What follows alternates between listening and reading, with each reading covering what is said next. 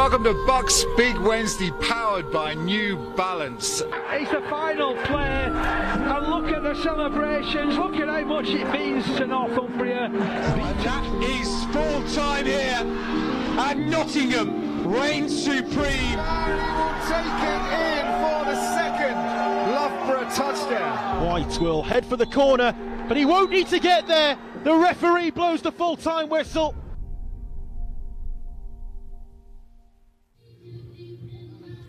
Well, after 7 months of competition, the time has finally come. BUCS Big Wednesday is upon us here at Loughborough University. We've already crowned one American football champion in the trophy final, the University of Exeter claiming the title there. And now it's the turn of the big dogs, UWE versus Durham in the ultimate championship final.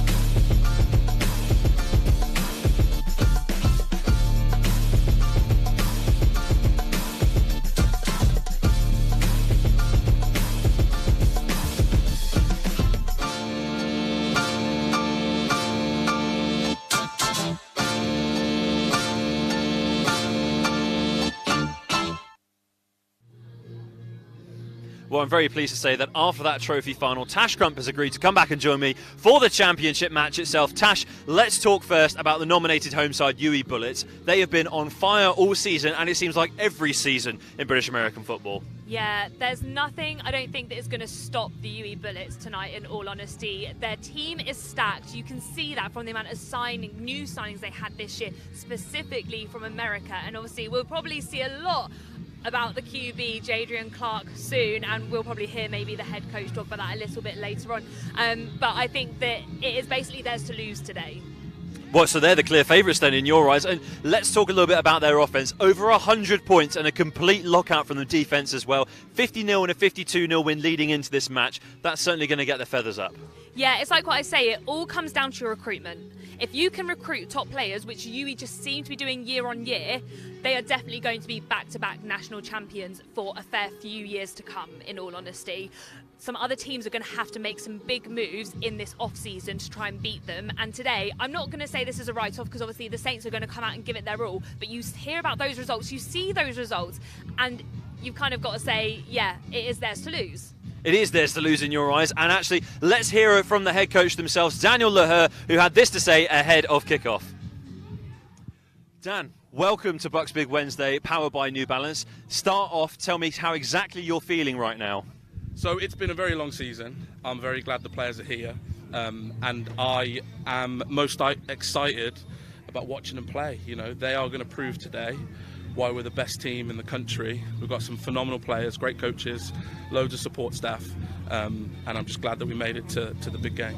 Well, let's talk about that form in post-season. A 50-0 and a 52-0 win, so 100-plus points in favour of your offence. That's got to give you a lot of confidence going into today. Yeah, huge confidence. We've got the two best coordinators in the country. You know, we've got a standout defence, a phenomenal offence, a great attack, a fantastic quarterback, and like I said before, I'm just excited that they made it here to put on the best show that you're going to see all season. And what would it mean, just lastly before you rejoin the warm-up, what would it mean to give those senior players departing the three-peat that they so deservedly should get? I say to the guys all the time, you know, return on social investment is what this is all about. We're trying to give them the best student experience possible, and by making it to this game, it's going to all be worth it. So I'm really looking forward to it. Dan, thank you very much. Let's get back to the warm-up. Cheers. Cheers, mate. Great to hear from UWE's head coach Daniel there, and how he knows that his side are the best in the UK, and tonight is the night where he's going to prove it. And speaking of proving things and important people, Tash, you've only gone and found Andrew Scott, one of the most important people at this university today. Yeah, so Andy is the grassroots manager of the Jacksonville Jaguars in the UK. And we want to inform everybody that the Gridiron Grant 2024 applications have now opened. So Andy, what is the Gridiron Grant and how can people get involved? Yeah, so the Gridiron Grant is brought to you by LGT Wealth Management US. It's our presenting partner. Basically, it's a free ride scholarship for 3 or 4 years open to anyone that's come through our JAG Tag program, through our JAG Tag Extra Time programs, or any of the BAFTA clubs as well. They can apply online and potentially win a full ride scholarship to a university of their choice. So. And this is one boy and one girl, isn't it? So we're seeing some of these players out here today, like this could be you on a full-time scholarship.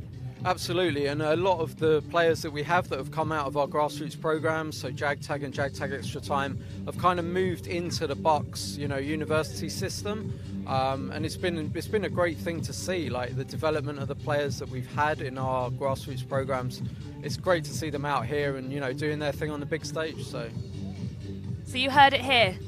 Jacksonville Jaguars UK Gridiron Grant 2024 applications are now open. So if this interests you, definitely go check it out. Well, Andrew, thank you very much for joining us to tell us all about that. I might be putting in an application myself. I still fancy myself as an NFL tight end. Don't you worry, sunshine. Now let's turn our attention, Tash, to the Durham Saints. They've travelled here today to take it to the UWE Bullets to see if they can take them the full length of the match. Sorry, Andrew, very awkward goodbye. See if they can take them the full length of the match and really provide them with a challenge in this championship match. Yeah, I think that this is the really key thing with the Durham Saints. They've been here before. They've been in this position in this final where potentially, I wouldn't necessarily they've been the underdogs in the past, as Durham Saints have actually been one of the big dogs in games gone, and they've been the ones that have actually been bringing on scholarships, bringing on really good recruits. I'm not saying that this is a depleted squad, but when we did get the squad list, we were like, oh, it wasn't as big as what we expected, which is why when you see this UWE outlet, you're thinking they probably do have the better chance. They've got more depth within their squad, but Durham have been here, they have experience, and that's where that experience will really help them. Yes, you have been here, you have won it, but it is theirs to lose. So if they don't hold their nerve, it's all that they could then potentially be the ones lifting the crown. They are the ones with nothing to lose, and they are already doing better than last season because they beat SGS in the lead up to this match, which they failed on last year. I mean, that is testament to the fact that they could really do something big here. It's not just about beating SGF, it's also beating the University of Nottingham, who the University of Nottingham actually won this matchup in regular season. So when you look at the matchup in regular season, and actually, like the fact that Durham have made it here, they've beaten all of their oppositions to actually come out on top and be in this championship final. Yeah, good on them, and actually that's a success in themselves. Yes, they'll want to lift the trophy, but against this UWE side, really difficult.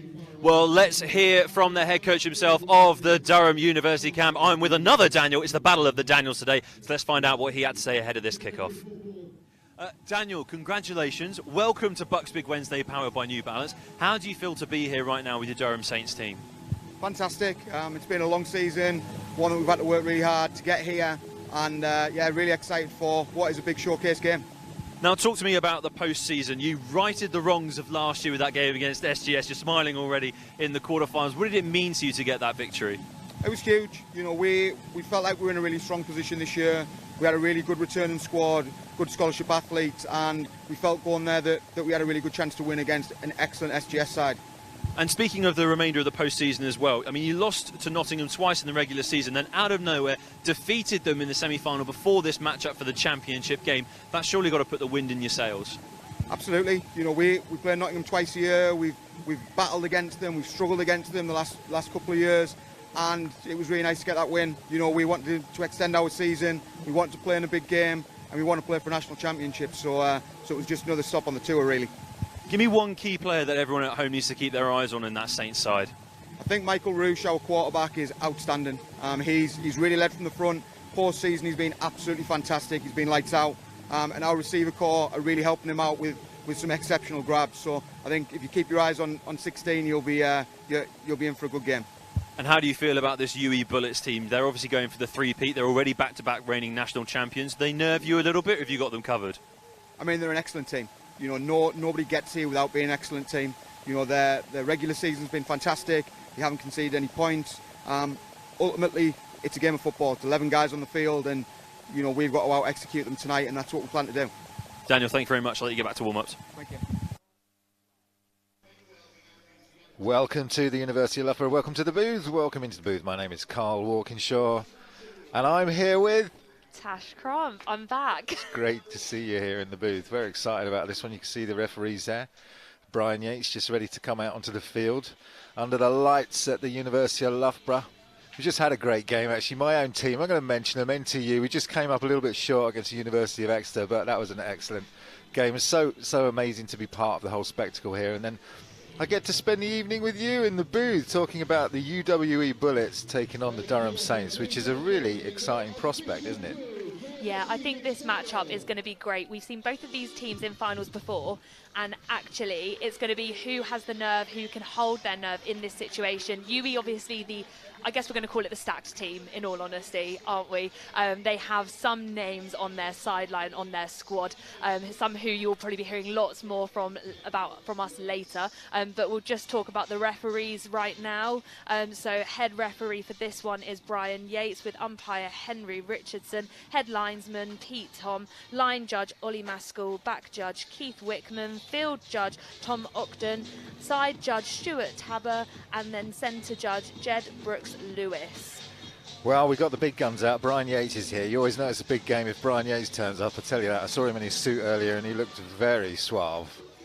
Yeah, I was about to say, when you've got the big guns, you know that it's a massive game, but we've known this is a massive game for ages. BUCS Big Wednesday, the final, the Premiership, absolutely incredible, and two teams that are here to compete and here to win. Teams are getting ready to come out of that tunnel to bust through that BUCS Big Wednesday banner and come onto the field here. I wonder who'll be coming out first. I was going to say, you had the opportunity to bust through that banner earlier. I know, I wasn't at the front though, but it was exciting running through. Here they come as the fireworks burst, and it's Durham, the Durham Saints first out onto the field. What a surprising it is to have them here, and what a great addition to this. Obviously they had that win over the University of Nottingham that a lot of people didn't think was going to happen. They turned over UON to get here 21-14, and here they are. We're looking forward to seeing them. They did some great Instagram videos where they were introduced. If you want to find out about the Durham Saints, go on their Instagram and check them out. They've got a nice little video where you can see who all their star players are. Yeah, definitely. I think that, as you say, a bit of a shock that they are here, but they've done all of the work to get here.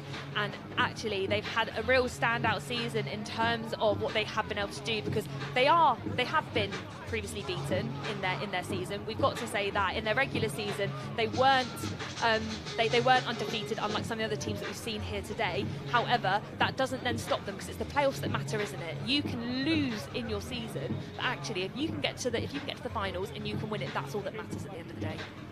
They're sellotaping that back up, look, Tash, so the next team can come out.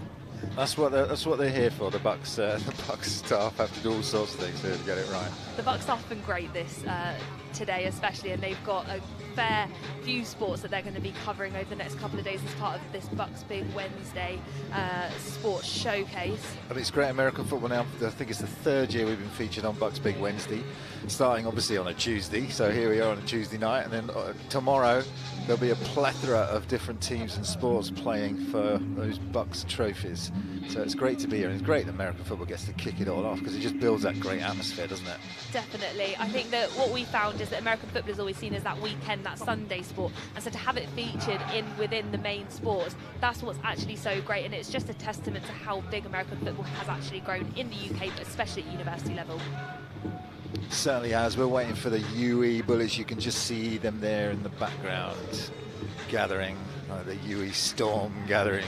This is the third year now that they've appeared in this championship, and they're looking not just to back-to-back, but three-peat, right? Possible for them today, do you think, Tash? Oh, 100%. I think that we're not just going to see back-to-back, we're going to see back-to-back-to-back-to-back-to-back for years to come, in all honesty, because if they can continue this stream of wins and this stream of championship appearances, but also continue to keep recruiting and keep attracting the players that they're attracting, yeah, they're going to just go from strength to strength. And if other universities do not start changing how they are recruiting, they will not be able to compete against this sort of entity. Here they are.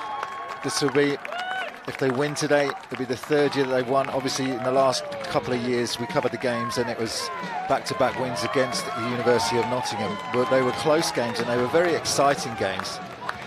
Tonight, we don't know what to expect from Durham, but to be honest, if Durham can come out and play with the sort of panache that they've been playing in the playoffs, because they're a team that got better and better as the season went on, we could have another great game in our hand. And obviously, as a neutral, that's what a lot of people will be hoping for out there. Yeah, definitely. I think, as you say, it matters what happens at the end of the season, not what happens at the beginning. At the beginning, you can have losses, but as long as you keep winning all the way up to the end and all the way up to the championship, that's all that matters. And if Durham are on that streak at the moment, they do have momentum, and they will be actually going into this, especially after that University of Nottingham win. Losing to the University of Nottingham, like in the regular season, will have been then a massive comeback for them to then take it in that round. We're just looking here at UWE, and especially some of their helmets, all of the flags that you see on the back of the helmets. This is where everybody is actually from, and like what we've talked about already, some of those recruits that they've made. We don't just see Americans, we see people that have played in the European leagues as well, some top names. Yeah, welcome to their mascot as well. You can see the mascot there on the field holding the flag. Great to see him coming out onto the field. And there are your UWE Bullets, led today by number 11 quarterback Jadrian Clark, who is American scholar athlete coming over, and he's something to behold, right? Yeah, I think that when you look at Jadrian Clark and kind of the impact that he's had, I mean, we talk about Durham and their social media. I actually was looking at UWE's social media yesterday, and the amount of likes that they now get on their posts. We're not just talking like some universities where they get like a couple of hundred and you're happy. I'm talking 600, 700, 800 likes on some of the posts, and especially the post that announced his signing. That was huge. They did a whole plethora of signing announcements, ending it with the Jadrian Clark announcement, which was huge for them. You're not just going to see him, you're going to see DeAndre Racker and Jax Crawford back this year, and KK Brooks in the backfield. They've got a stacked set of weapons on offense and some great athletes also on defense. So we're looking forward to seeing them. But Durham also have the players. You know, they've got a great wide receiver, number 17. You'll see him out on the field, Terrell Brown, as well as offensive lineman Ben Ashford, and then Will Heath playing defensive end. So Durham also come with talent. Yeah, they do, and I think that's what's got them here. And we can't put them down and say, oh, they're not going to win. I know that I've been highlighting like, oh, UWE are probably going to take this, but actually, I can say UWE are going to take this. Durham can for sure prove me wrong, because, as you say, the talent that they have, and they definitely have talent. Currently, we're going into UWE's huddle right now. Obviously, a pre-match. Something you tend to see in America a bit more, don't you? Stuff like this. Yeah, and a lot of teams actually in England, in the Nottingham Caesars, used to do it a lot under their head coach Barry Bosey, who coached for many years, and they used to gather together and pray at the beginning of the game. And it's a nice ritual to go through, just to keep those players safe. Yeah, and you're going to be fighting for your brothers. The man stood next to you, so it's great to get together and just have that bonding before you get out onto the field. Yeah, and I think that's like we were talking earlier during the NTU and Exeter game that it's like brothers and you're a brotherhood. But we're going to go to the national anthem now.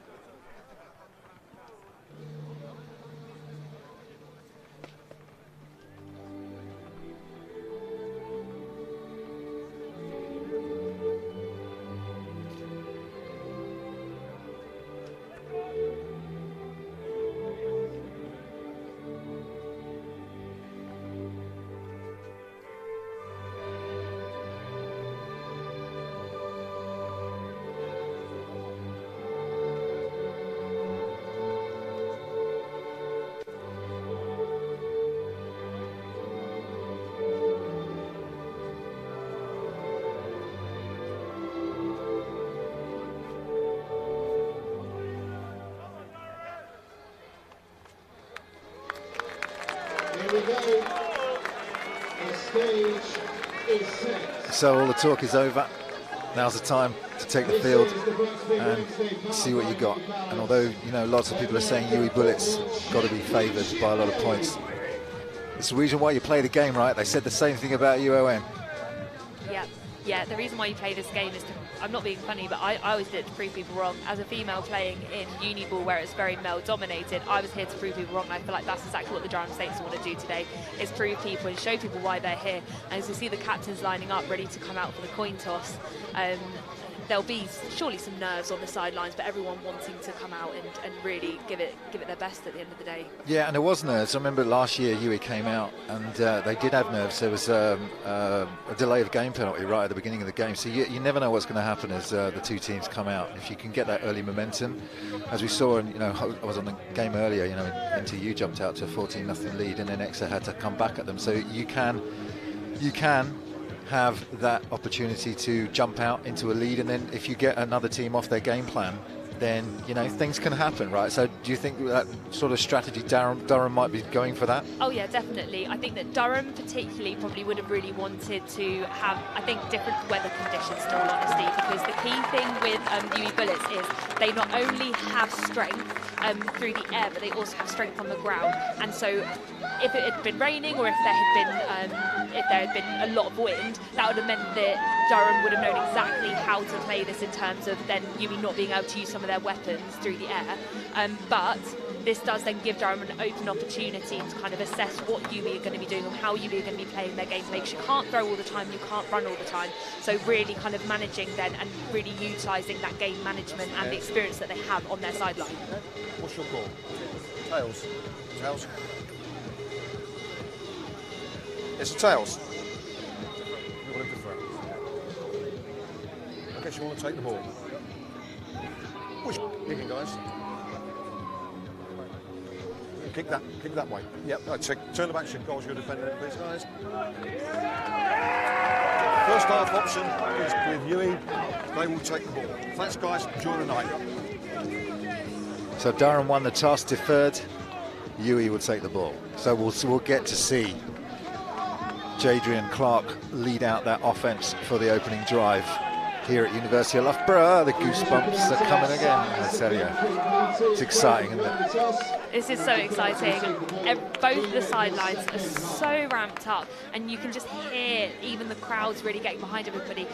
The crowds have built up again after obviously the match earlier and the celebrations dying down. We now have a new crowd in place ready for this match, and as the players come out setting up in their kick-off positions, we're going to be getting this underway soon. We sure are. If you're new to American football, welcome. Really great to have you along. We love this game, and we will talk you through exactly what happened as the plays progress.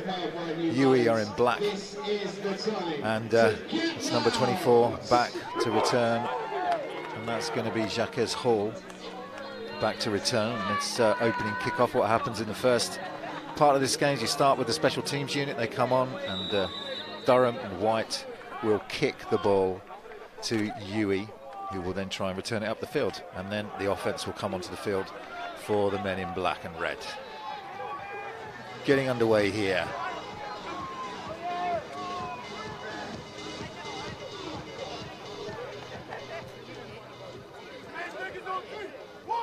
It's going to be Danny Crane, number 51, a player that also plays badminton. Kicks off to UWE, taken at the 25 and looking for some space. Durham can't get him down, and then finally they get him out of bounds. That was a great return. It was Jamoy Stewart-Sinclair, I think, who was on the return for that one. Yeah, and a really good tackle there by Bertie Howell. I think that just shows that they've literally pushed UWE from one side to the other of the pitch, to the other side of the pitch, and actually that's like what they need to do. They need to keep chasing and keep fighting and keep having that aggression and anger to go after UWE. So here come UWE, starting at their 47-yard line, so just 3 yards outside Durham territory already. And there is Jadrian Clark, number 11. DeAndre Racker goes in motion. They'll pitch it to him, trying to find the edge. And he will find it. Turns the corner, gain of about 5, and they get him out of bounds. Okay, so a nice drive start for UWE. But Durham looked like, you know, they matched up the speed on that end around. Yeah, really good work by Durham there, especially to block off, because as we saw, UWE came out there with blockers. The blockers were strong, but that still meant that the running back had to then bounce around. Here's the offensive lineup. You can see there Jax Crawford returning, Isaiah Amechi, DeAndre Rucker, who we've already mentioned, and Jadrian Clark, number 11, will be the starting quarterback today. Let's hear from Brian Yates. No on the flag. Disregard the flag, the blocking question. So there was no illegal block. They picked the flag up. Only a gain of about 4 on that, so 2nd and 6 for UWE. Their opening drive, if you've just joined us. Their second opportunity to get the 10 yards that they need. Hand this one off. Left-hand side. He gets a first down and more. That's KK Brooks, Karakan Brooks, who returns again to UWE. Yeah, if you watch there, as a running back, you really want to be finding your holes. He found his gaps. And now we're going to look at the defensive lineup for Durham. So we've got Will Heath, defensive end. We've also got Bertie Holwell, who made that tackle at linebacker number 8. And then the 2 safeties there, Jack Vogt and Angus. First down, UWE. They go to the flats, dropped. Trying to get the ball that time to Jonathan Perkins. Yeah, we talked about that pressure, and as we said about those nerves that can come in sometimes, and you were talking about how UWE last year, they had those nerves coming out of that first drive of plays, and that just shows there what Durham can do. If they get the pressure on, that's what's needed for them to be able to break up this momentum.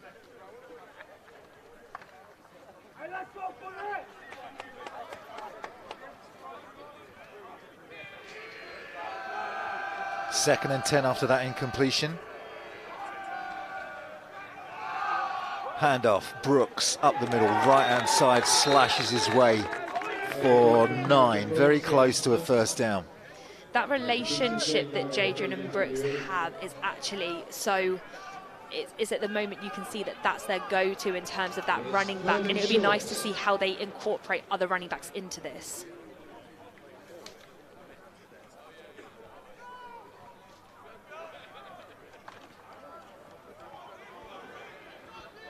Second and 1. Well, the box says 3rd and 1. Don't know where we've lost the down. Ah, we did, because we had that incomplete pass. So it's 3rd and 1. Twins to the top of the screen. He'll go to the top. In space, good block to the outside. Nice, simple out pass. UWE just taking what Durham are giving him, the completion to Darian Conrad. Yeah, sometimes it is, as you know as a coach, sometimes you just want to make those plays down the field, and it is actually all about simple football. If you try to complicate it, that's where things actually start to get lost and start to get missed. So another fresh set of downs for those of you that are new to the game. The team in black, UWE, now have another set of downs, 4 downs, to get another 10 yards. And if they get those 10 yards, they can progress down the field again. So 1st and 10. Play action. Over the middle goes Jadrian, caught. Nice catch at the 13-yard line. The catch there by AJ Melling. What a catch that was, Carl. It was, and Clark just delivered that on a rope, didn't he? Straight to him.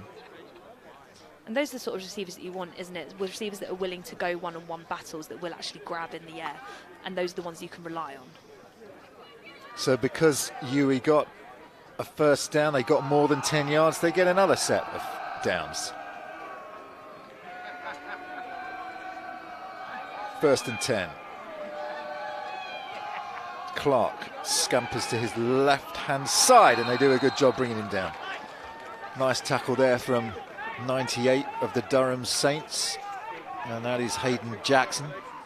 Yeah, that was so well read there by the Saints in that moment, because in this situation where you are getting moved down the pitch constantly by UWE and by this offense that seems so well drilled and well put in place, and you can see that with each play, Durham to read that and to be able to come in and impact and try and, like I say, stop that momentum, exactly what you need, isn't it? Can Durham keep them out? No gain on that, so 2nd and 10. Jadrian Clark goes all the way over to his other side. That's incomplete. Incomplete. He was trying to get the ball again to AJ Mealing, but 3rd and 10. So Durham have a chance here to try and get UWE, either hold them to a field goal, but we know UWE not huge fans of kicking, are they? No, definitely not, especially when you've got a QB like that can make plays. But really, that play was broken up by Will Heath, number 42. That was really good pressure by Will there. Yeah, he was one of their players to watch, his defensive end position.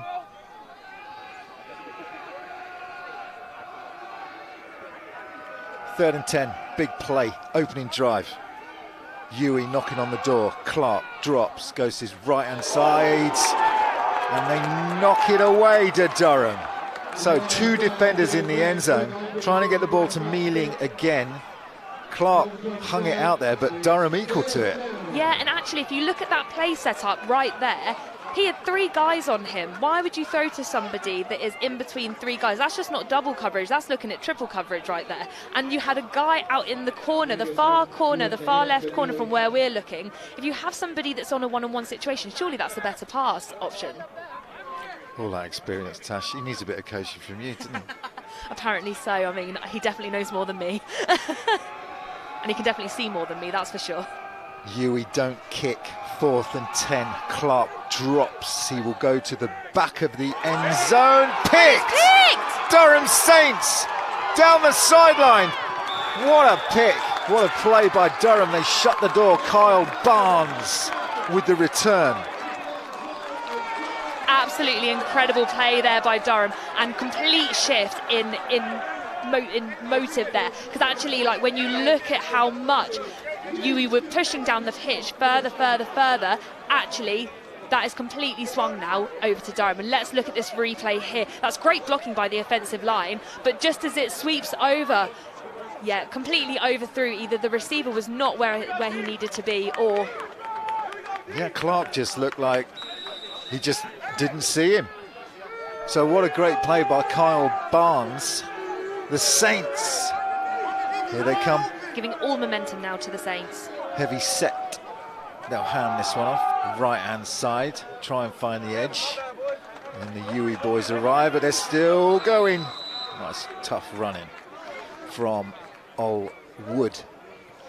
And I think the way that the Saints are setting up in this situation, as you say, very heavy set with the defensive line in that situation, where you've not only got offensive line, we've not only got your offensive line in, it looks like they've got a two tight end situation where you're really trying to block to allow those runners to actually make yards, because they know how tricky this UWE defense are going to be. Yeah, you're right, bit of a wing tee going on there for the Saints, certainly on first down.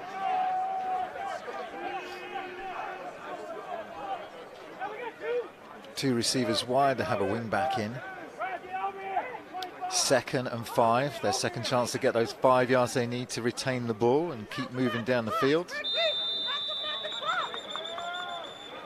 Now, did they get the timeout in, or will it be a delay game?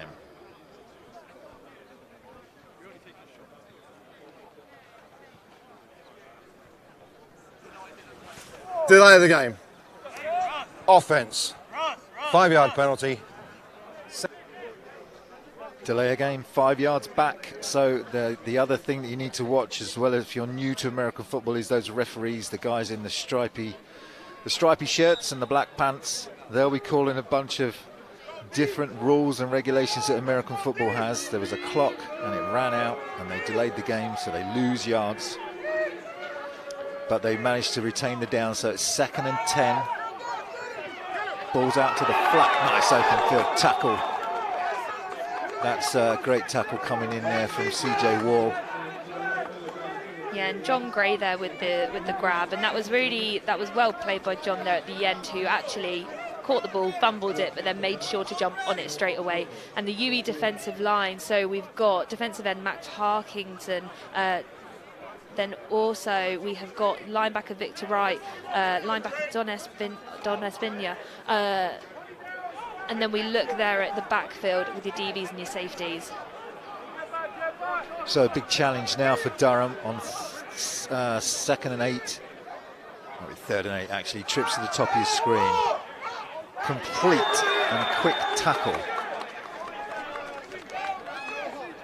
We'll see where they mark it. CJ Wall with the tackle again, really coming through as one of the top defensive players and ones to watch in this match. Terrell Brown also, number 17 for Durham, makes his presence felt with that completion. They're going to be short of the first down by about 3 yards.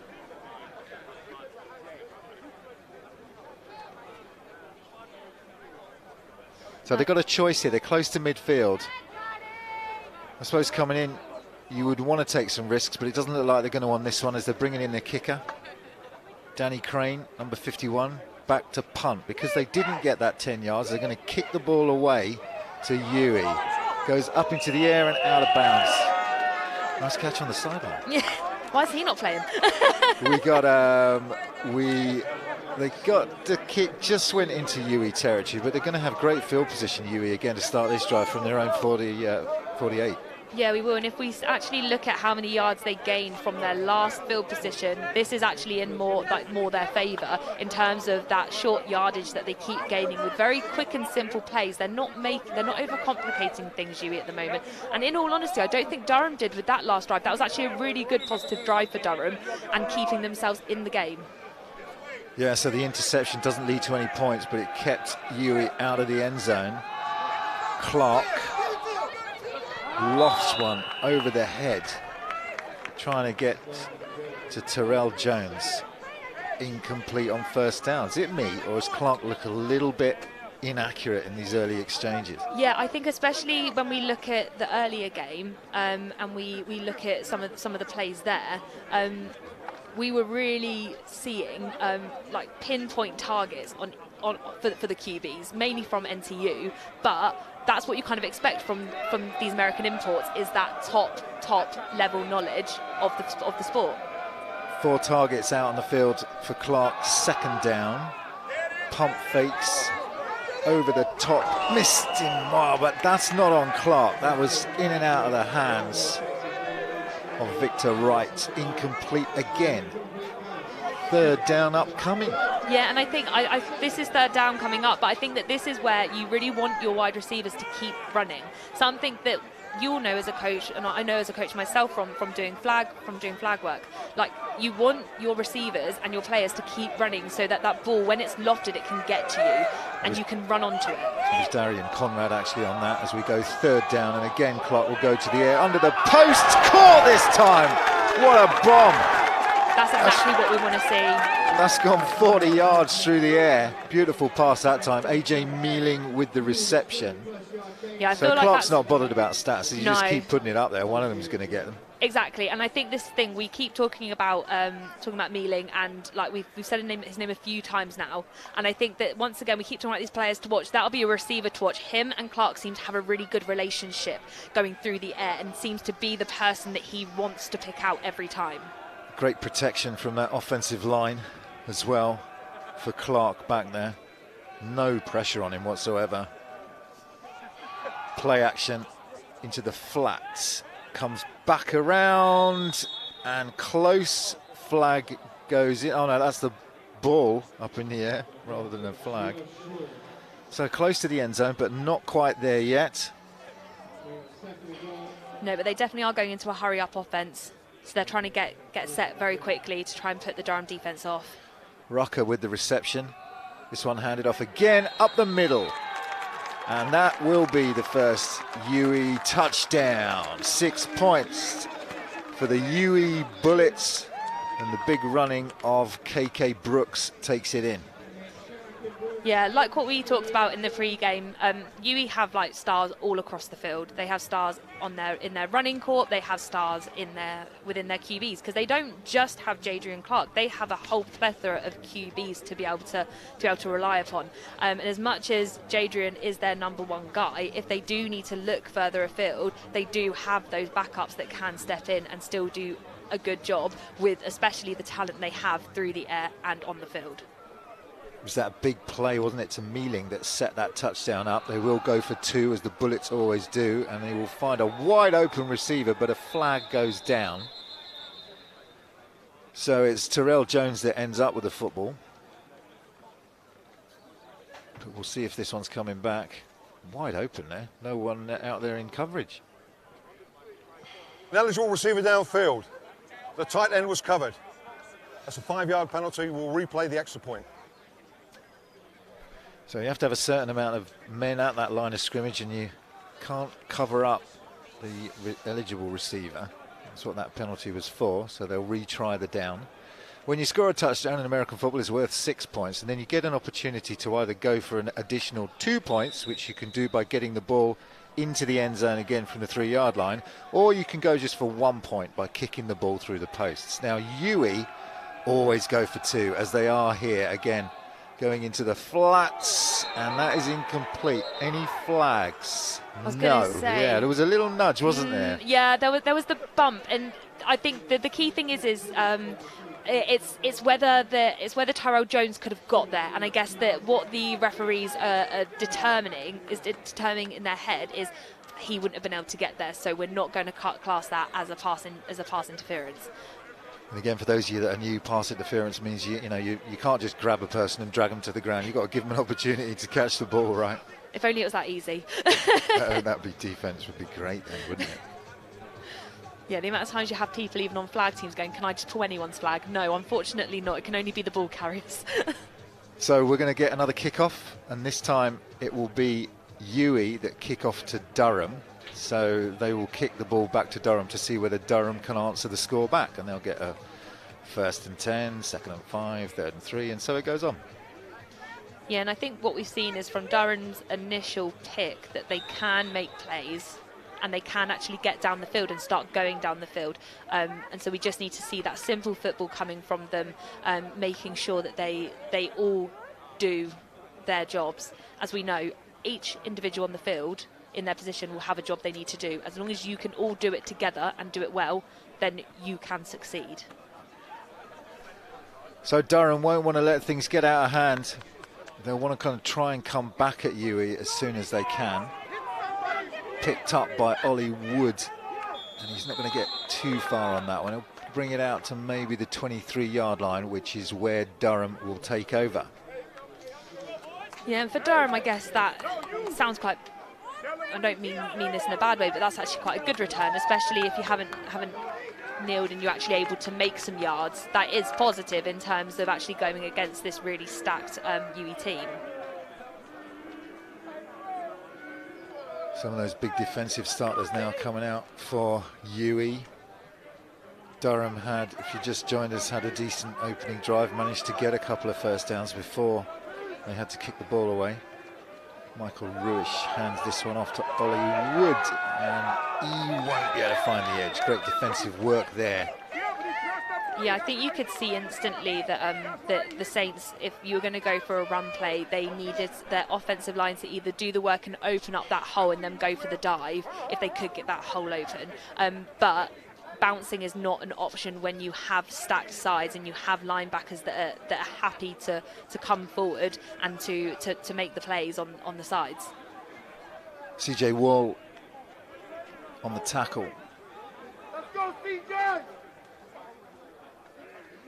Ruish with one back in the backfield. That's Ollie. Does look initially to Wood and then throws it dangerously over the middle there.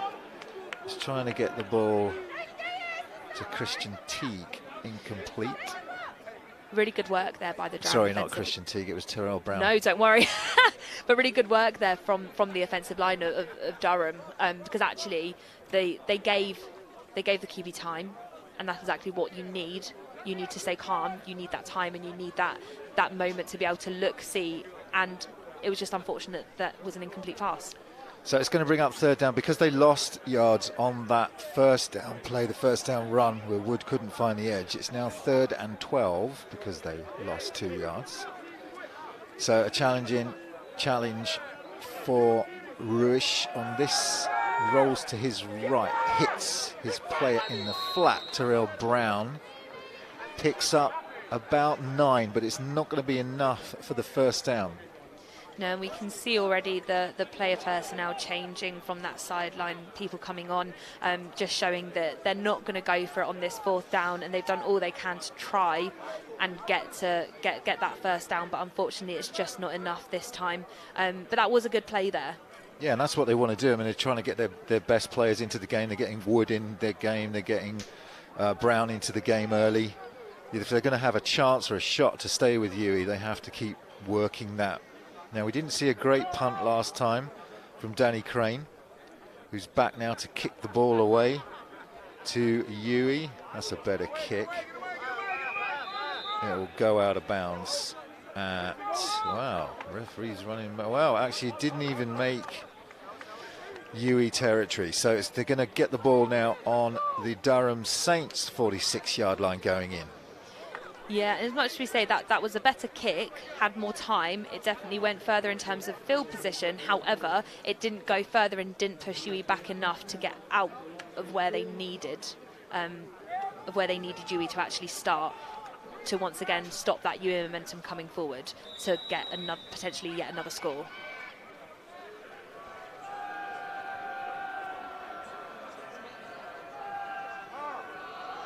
Clark hands to KK, and that's good solid defence at the point of attack by the Durham Saints. Yeah, that really was a nice low, tackle from Bertie Helwell. Really low snap though from the UWE centre. So definitely something to look for, as Clark will not be able to get that ball up and out quickly and as quick as what he would like if low snaps continue to happen. So far just the one score from UWE, and they haven't converted, so Durham still hanging with them early on. Play action to KK Brooks. Clark goes way over the top and he's got the touchdown. That is DeAndre Rucker for the score, second score. Yeah, what a score that was. When we watch the replay, you'll be able to see actually the pressure that Jadrian Clark was under. He had a rusher suddenly coming in. Here it is now. Fake to KK.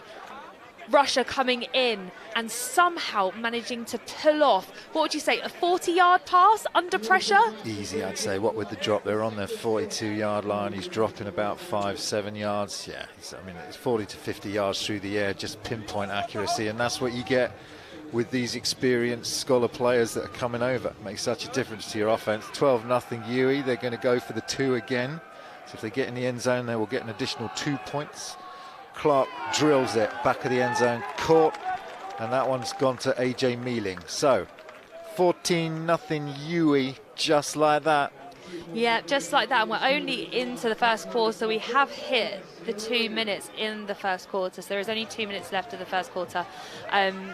But UWE already picking up 2 scores, scoring a 2-point.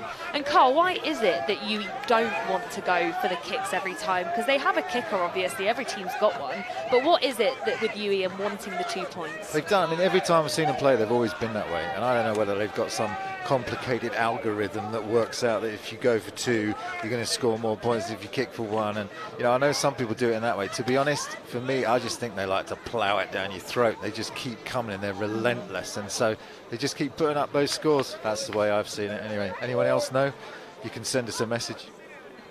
Yeah, I think that's the key thing is, as you say, if you go for the extra point, you only get 1 point. If you're going for the 2, you get 2. But at the same time, actually going for 2 as well can wear out, so special teams can wear out defences. Absolutely. UWE getting ready to kick back to Durham. Can Durham do something with the ball? It's a low drive kick.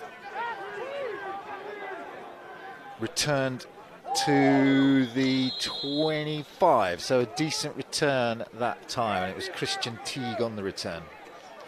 Yeah, Christian Teague trying his best and actually making quite a good bit of headway there as we saw gaps appearing over to the side that Teague actually headed to. Just unfortunately, the speed and the strength of UWE coming through once again and taking Teague down. It's unfortunate it's not like rugby at times where you have high tackles. Yeah. Can't. Oh, there's another flag. Flag's coming in now. Well, they had 12 men in a huddle, but it looks the things on that. Illegal substitution. 12 men on the field, Durham. That's a 5-yard penalty, but it remains first down. So you heard it from Brian Yates, the most experienced, if not the most experienced referee in the game, in the British game. Illegal substitution, 12 men on the field. Can't do that, 5 yards back, so Durham will start at their 18. Yeah, Durham need to be careful with the flags because they can't lose field position any more than what they already have. Flag, just as you said that, Tash, in it comes. You would expect that's a false start. So for those of you, again, that are new to the game, you have to stay still at that line of scrimmage for 1 second. 5-yard penalty, it remains first. And even if you give a little twitch, they'll throw the flag, because obviously the defense are keying on your body movement. So if you move early, it's giving an illegal advantage to yourself. So 5 yards, so 10 yards of back-to-back penalties now on this drive for Durham. Yeah, and that means that they're coming up with 20 yards they need to find from somewhere, and at the moment they are just making that 10 yards each time. handoff Wood, and they swarm it all over that. Looked like they were slanting the line right into that run. UWE Bullets defense come to play. Yeah, I don't think there's much more to say other than they swarmed, they attacked, they got him down. Sure did. So even more lost yardage, 2nd and 22 now for Durham. And you can see how these goes. When you lose yards, we call it getting behind the sticks. Makes it really difficult for you to pick up those first downs and keep and retain the ball. Ruish drops pressure, trying to go to Brown. And Brown's got great speed, hasn't he? I mean, I think the pressure there, Ruish just had to get rid of it a little bit early. Yeah, I think that this is really something that we need to keep an eye on, because actually he had time and he had blockers there, because if you saw, he had one in the backfield, which meant that he had that extra blocker as well as the O-line. So once you actually have more people, you have an opportunity to actually have time to look, to stay calm. And that's the one thing that Durham are currently missing, is that calm demeanour to get a ball off quickly and on target. Luca De Leo, number 54 for Durham, a little bit slow getting up, but he does get to his feet. And the top left hand of your picture there, you can see a 3. And that is a long way away from where Durham need to go. That's the 3rd down. That's called the down marker, and that's telling you it's 3rd down. And Durham have to get all the way to midfield to actually convert on this. So it's a long way for them to go on this down. Ruish rolls to his right, looking for Brown. Now he has to take off. The coverage is good. Comes back to it. Again looking for Brown. Brown wants a flag. No flag upcoming. Incomplete. 4th down. Durham will kick away again. Yeah, they'll kick away again, but like what you've seen, their kicking hasn't necessarily been on point so far. So we do need that to improve, to make sure that UWE stay as far back as possible. But also on that play, once again, one in the backfield, extra blocker, and still can't make anything from it. It's just that link up between the QB and the receivers that need to come from somewhere. Most of this game so far has been played in the Durham half, which is bad enough, but it's worse when you're playing UWE, who are the current national champions. Back to punt again. Takes a Durham roll. It's going to go into UWE territory and keep on going. This is a much better kick for Durham. It's going to come to rest at the 39-yard line of UWE. Finally pushed them back into their own half and give some of the, so they'll give some field for the defenders to defend. So much better. And when you look at it, they're starting on the 38, and that hasn't happened for a while, pushing them back that far. It's exactly what's needed, and that kick, as you say, a lot better. There almost seemed to be a bit more composure in the sense of the kicker, and no kicking out of bounds either, because that's where the big problems have been, is that the kicks have been going up but going out of bounds and not actually going in the direction that Durham would want.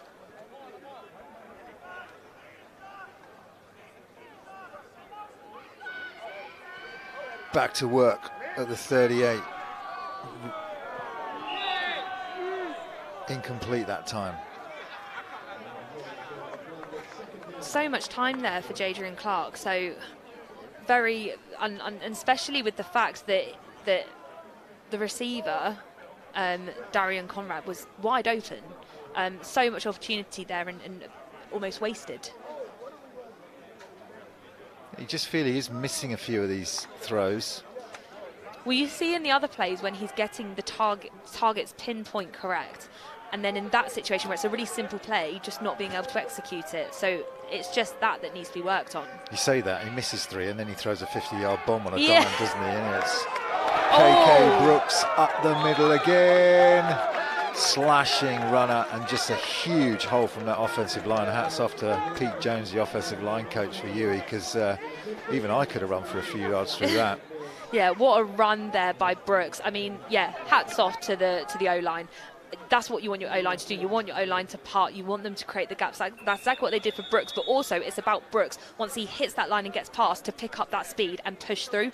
As a running back, if you're not doing that, if you're not picking up speed, if you're not sprinting as quickly as you possibly can, then you aren't you're not running, you're basically not doing your job correctly. So he did his job, and he did his job so well to get them in a position where now they've got another first down, and they once again have broken into Durham territory.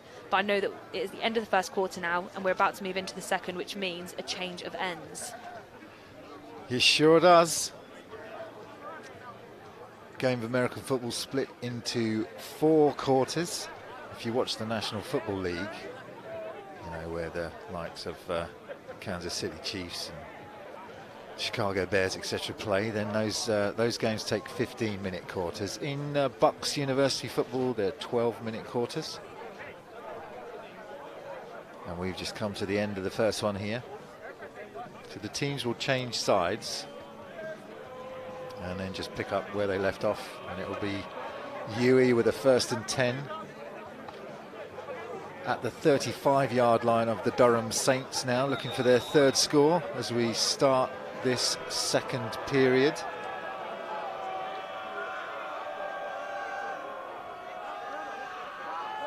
Clark takes a long drop, puts some air under this one, but incomplete. Trying to get to Darian Conrad again, but incomplete on that one. Thanks for coming down. If you're down here, you're listening to the stream, we've got a big crowd down here, and they're great to have their atmosphere here. Durham Saints fans making some noise now as well. Yeah, I think there's a lot of Durham Saints fans here. I think that a lot of people are fans of the underdog and definitely wanting Durham Saints. We've just had the NFL Academy crew walking past the booth as well, so NFL Academy out here in full, representing. They are the future stars, hopefully, of the NFL, and will be, hopefully, fingers crossed, heading out to America themselves one day. But we are back in play, and Jadrian Clark getting the ball out to Brooks again. Seems to just be a constant target for Clark, doesn't he? Bertie Holwell has to get him out of bounds. Yeah, I was commentating on the NFL Academy game just on Sunday, and they are massive. And a 74-21 against Schwabes Hall. The NFL Academy will go out to Dusseldorf next week to play the Panthers in Germany. And they're here, down here tonight, supporting these 2 teams as well. And there's lots of links between the NFL Academy and all the other university sides as well throughout the country. So great to see those guys down. Clark again. This time he'll keep it himself. See his little hole open up. And it's Luca De Leo that has to drag Clark down. The question is it enough for the first down? And it is. They'll be moving the chains. So right now Clark is playing really smart, getting the fake there over to Brooks, but then pulling it out, seeing that the hole had then emerged, running through himself. Unfortunately, getting tackled as a QB, you really want to slide in those moments, don't you? Don't want to get tackled. Managing this offense well. No turnovers yet. Durham could really do one. Oh, I say that. There was a turnover. There was an interception from Durham in their first drive. Clark going to the end zone again. And again, trying to get one of his favourite receivers, Darian Conrad, just couldn't hold on. Yeah, I think these balls being thrown, amazing watch, aren't they? They are. As you said, like some of them aren't going exactly right, but the ones that are just beautifully lofting through the air. But I think in that moment, what Darian did is jumped up and almost, like, when you feel like you have the ball already, jumped up but almost over-exaggerated the jump and didn't have anybody around. Yeah, he was all alone in the end zone. You feel like the Durham defensive back struggling a little bit to stay with some of these receivers. 3 targets now at the top of your screen for Clark. He'll go play action and over the middle and complete. Ball comes out. Now, it's in a UWE's hand. You can see actually they're still scrabbling for it on the ground there. I think the referees are just going to say it's down on the ground. So that was AJ Mealing with the reception.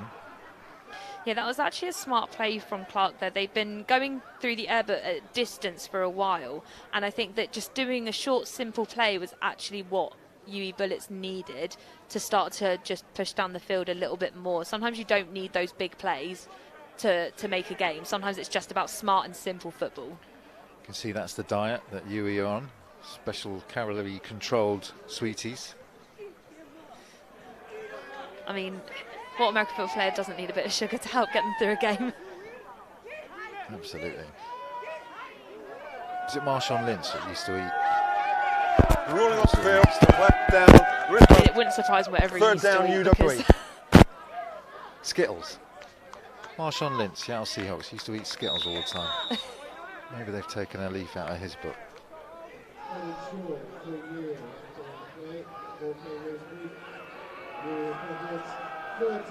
Twins to the bottom of your screen, and Clark has 2 running backs, one to either side of him now, and he'll hand this one off. Some good defending on the line. Boris Gavin with the tackle. I mean, that was really good play by Durham Saints there, because even though they had 2 in the backfield, which meant that you have that lead blocker, you still don't always have the opportunity to actually get through if your defensive team work together to stop even the blockers being able to do their job. So I think Durham did extremely well there to block that off.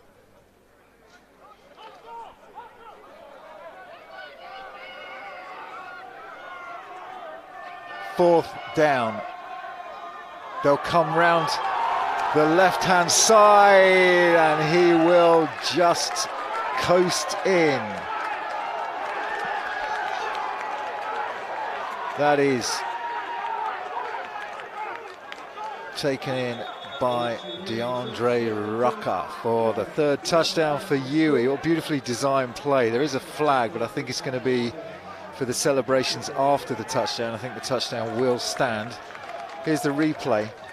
They fake it like they're going up the middle, and then Rucker just uses his speed to the edge. Nice block on the edge, and in he coasts. It was really interesting what happened at the start of that play. The UWE line just dropped. And we need to obviously look from the referees what they're talking about right now. And we'll find out what they're talking about in a second. But maybe they are. They dropped low, and the Durham defensive line just went straight over the top of them. So it's whether that's going to have an impact as well. Certainly was a nice fake by Clark, wasn't it? It did look like they were coming up the middle and then handing off to DeAndre Rucker. Now that's back-to-back touchdowns from DeAndre in this game. Puts his 2nd on the board. If you just joined us, 20-0. We're just having a bit of a review of that 3rd touchdown of UWE, just to see whether it will stand. Yeah, I think that Rucker especially is going to be a go-to. We're going to go down to the pitch right now.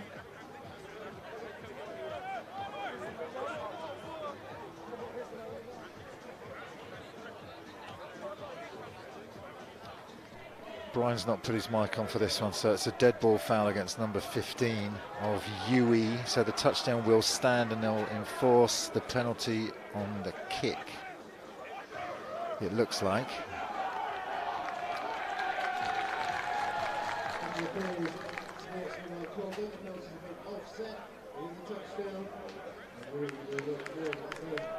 So there was actually another penalty, and the penalties of offset. So after all of that, thank you for the explanation, Brian. The touchdown will stand. UWE 20, Durham nothing. See whether UWE will come out to go for the 2.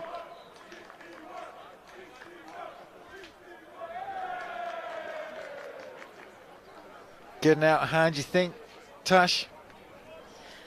I think there is definitely some potential tempers flaring, as we saw a little bit of a, I'm going to say a scuffle at the end there when the offensive line and the defensive line were both getting up, and there was definitely the need for the referees to come in and stop that. So we'll see what happens, but I think that there are definitely some tempers flaring which could actually impact this game. As we know, you need to keep a calm head when you're playing. Whistle blows. Clark grabs his offensive lineman, whispers something in his ear. He's going to pitch it underneath. What a clever little play that is.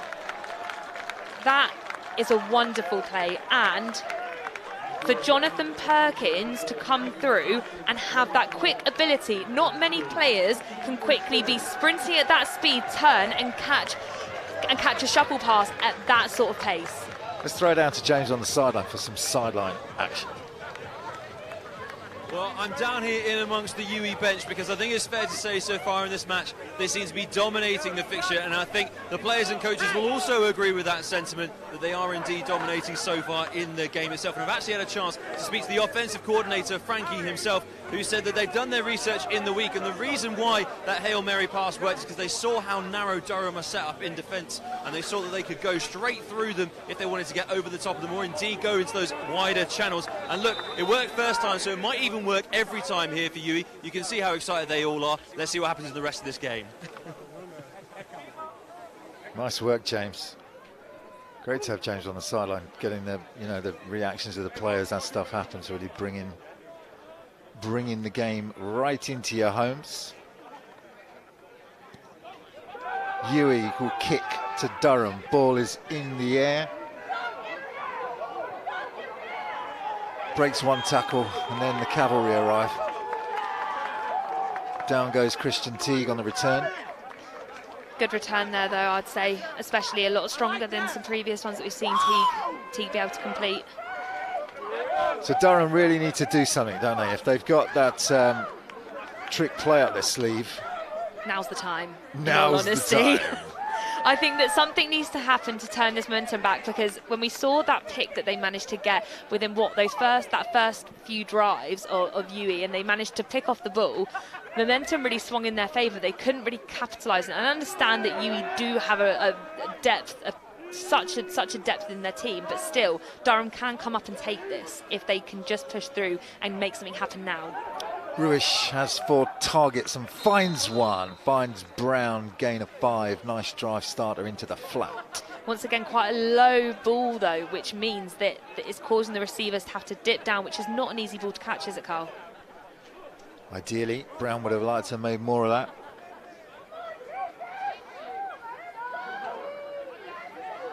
The crowd really getting involved in today's matchup, which is great to see. Always great to see passionate fans down here cheering their team on. Great sights and sounds here from the University of Loughborough. Ruish, 2nd and 5. He can go over the top. Just incomplete. Showed out a hell of an arm, didn't he, Ruish, on that? He was trying to get the ball to Matt Wilson, incomplete on that. But Matt Wilson was free. That's what they need to be doing, right? Yeah, if Ruish has that arm, utilise it, because if you have a player like Matt Wilson that can get down there, but also rid of their DB, perfect, open space, just more target needed. Good call as well, because on 2nd down, even if you're incomplete on that deep pass, you can come back on 3rd down to still get those 5 yards that you need to keep the ball. Trips, 3 receivers to the bottom, including Brown.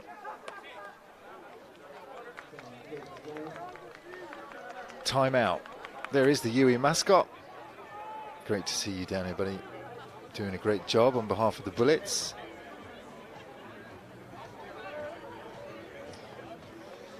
This looks to be another penalty on Durham, which unfortunately isn't needed. I think they took a timeout on that one, Tash. Okay, good. So maybe just saved himself five yards. Yeah, you can see the Saints gathering together. Critical down for them, critical drive, critical point in the game. 9:17 less than a second, 3 scores down. They really need to step up and see whether they can make something happen on this 3rd down play. I've just seen Phoebe Schecter walk past. I think that was so crucial there that Durham didn't get the penalty and took the timeout, especially because of the fact that their wide receivers were getting very confused as to where they were actually going to be lining up, where they were going to be standing. That's exactly what was needed, is taking the timeout, taking the second to reset. Here we go then. Critical down. Brown goes in motion. Ruish drops. Finds a man close to the sticks. Can he make a move and get the 1st down? He can. Nice play.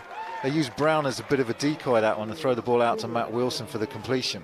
Really good strength by Wilson there, though. You saw him come up against the DB and just push the DB away. We haven't seen that yet so far from Durham, so I feel like some fight is now coming back into the team, and they're able to actually get those yards that they desperately need. Had to make that move, didn't he, to get that first down. Nice play by Matt Wilson.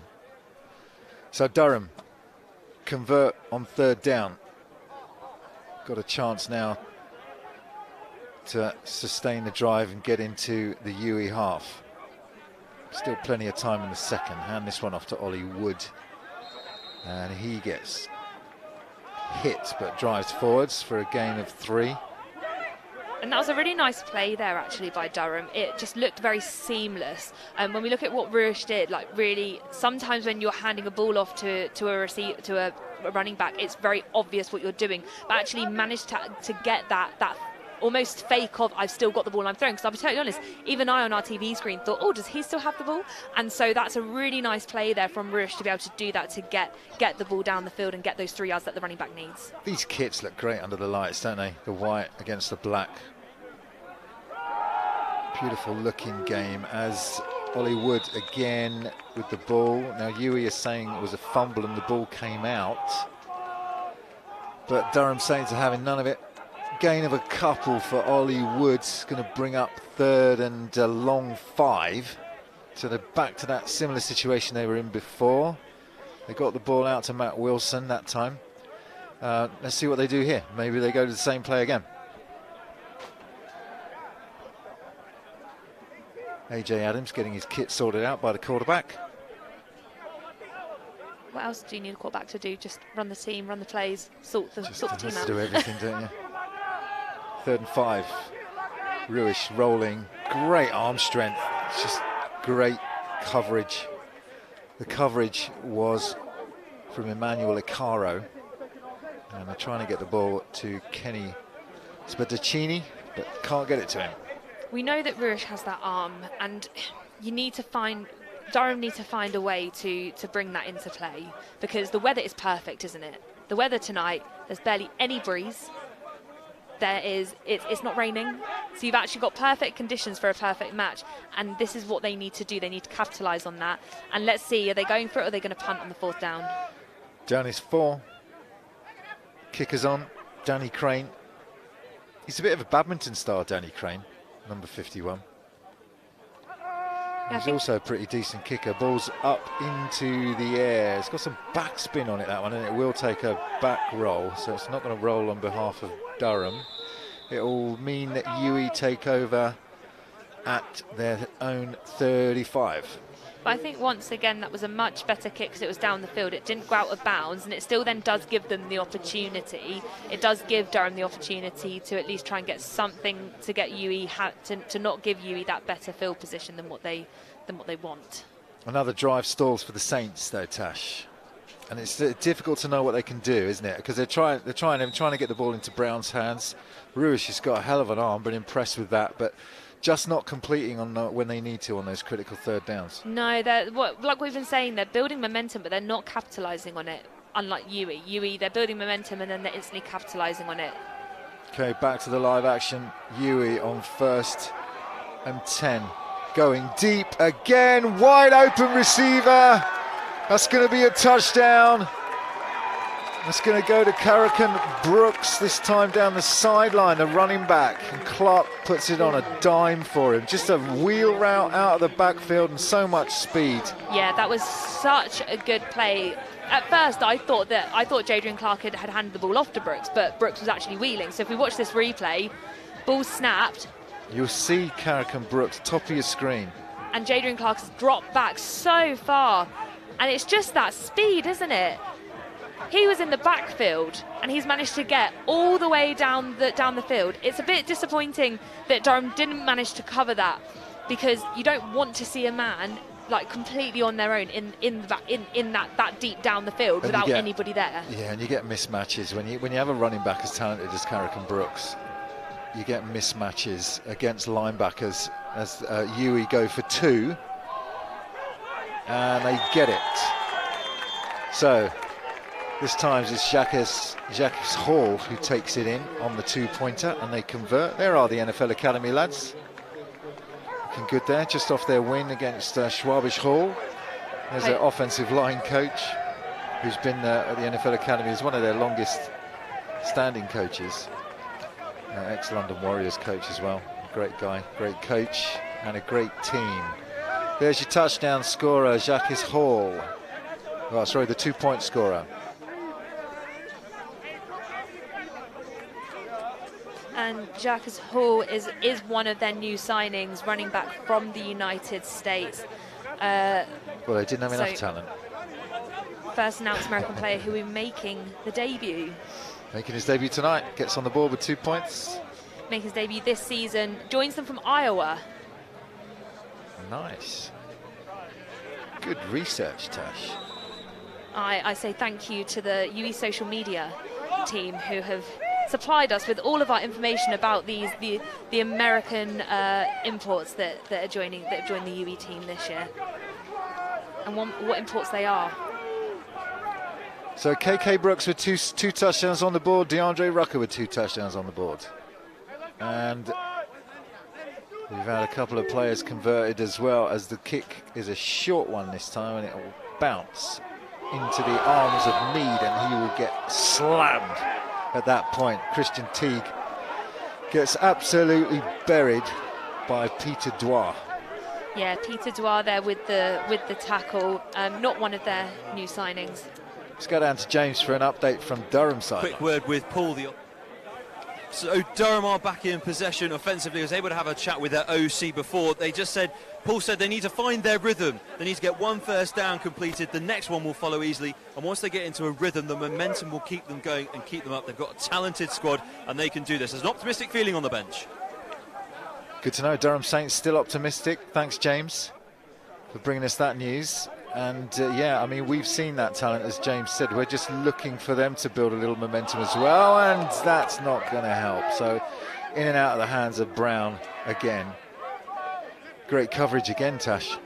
Yeah, really good coverage. I think that, as you say, they're really wanting to try and get the ball to Brown, because we can see we've seen what he can do. He has speed, but it's just about making those catches, because Ruish is getting the ball. Ruish is getting time now because he's got that single back in the backfield blocking for him. He's got Wood doing that, so that's what we need to see. We need to see Brown now coming out with the catches. Terrell Brown, recruited from basketball, very talented basketball player, and obviously now talented football player. They need more from him if they're going to make this count. That one is very dangerously thrown. It was tipped by John Gray, and Chite Mwansa nearly had that one back for 6. Yeah, I think UWE are really setting up right now, ready for that pick. It is coming, and it is coming fast. Like, when you actually look at this situation right now, they're constantly, it's not even about that man-on-man for them, it's about looking at those zones where they can actually pounce on the ball and put the receivers off. 2 incompletions, and immediately 3rd down comes up for the Saints again. Ollie Wood to Ruish's right-hand side.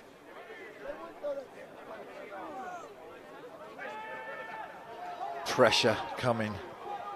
Ruish has to roll, puts one on a rope and caught, and a good hold on as well. That is a great catch by John Gray and a great throw from Ruish. And Gray showing iron will to hold on to that ball. Yeah, I think from Ruish there, especially being able to scramble out of the pocket and being physically chased down. I mean, you see that sort of thing in the NFL when you've got like Aaron Donald and people like that running after you. And that's almost what Ruish was facing right there, is like the Uniballs version of your Aaron Donald chasing you down and still managing to get the ball out to Gray, and Gray keeping that even after a tough hit. That's what James was talking about on the sideline, about the Saints remaining optimistic, getting the ball to their weapons. Now at the halfway point, and they get it to Brown, and Brown picks up a gain of 7, so bring up a manageable 2nd and 3. Ruish cooking. And exactly what Brown needed in that moment. After a couple of drop passes, I think that if Brown had also dropped that one, you then kind of got to think to yourself, what do we do? Do we change it up and take Brown out for a bit to get his head back into the game? 4 targets for Ruish. 2nd down, flag. Ball is incomplete. Matt Wilson couldn't hold on. Flag down. Yeah, the moment that you see the flag coming out, like Ruish did really well there to kind of like manage that, because the moment you see a flag come out, that's instantly, you know it's a dead play and you know that something is going to happen. So you just, especially if you know that if it's on you, but if it's Number on 20 the on the defense, sorry, 5-yard going to go down penalty to the pitch results right in now. a 1st down. Offside defense, 1st down. Sorry, Tash, rudely No. interrupted by No, Brian no. doing his job. I will happily be interrupted by Brian any day of the week because Brian has a lot more importance in this match than I do. Good, Brian. Well, he got that one right. There is Phoebe Schecter. She walked past us here. Superstar Phoebe, obviously Sky Sports presenter and Great Britain player and flag ambassador. 1st and 10 for Durham after the penalty. Ruish throws it deep the end zone, incomplete, but only just. It was a catch, but out of bounds by John Gray. That was close, Tash. That was so close. I was thinking, oh, I'm praying that he's at least got his toes in, but it was, as he caught that, it just went out of bounds. Just stepped out of bounds, unfortunately. Ruish has just come to life this drive, hasn't he? Yeah, really leading the team, but that's what you want from a QB, isn't it? You want a QB that can lead the team and that can actually step up when it's needed. And being 30-0 down and it's not even hit the half yet, you need a QB that's going to step up, and that's what he's doing right now. Feels almost like with being that many points down, they've just taken the pressure off, just said, look, let's just air it out, see what we can get moving. Nothing to lose.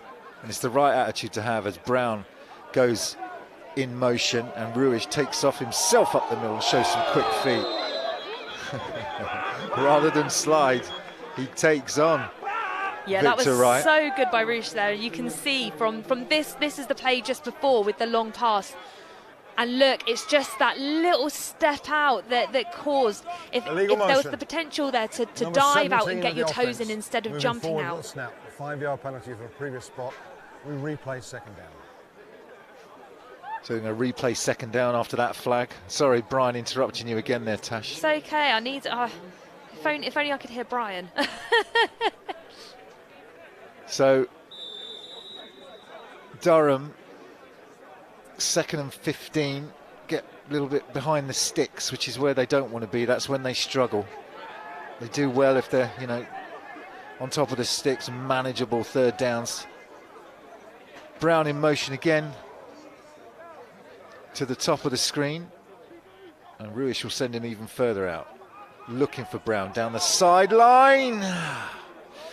Cleverly designed play. Brown takes it out on the 10-yard marker. Yeah, just a little bit too much on that one for Brown. He does have legs on him, he does have speed, but the big thing is in that situation, he had two people covering him. You can't necessarily always get that speed going forward if you do have the men in front of you basically stopping you. Yep, it's hard enough to do that without men in front of you trying to stop you. We should know.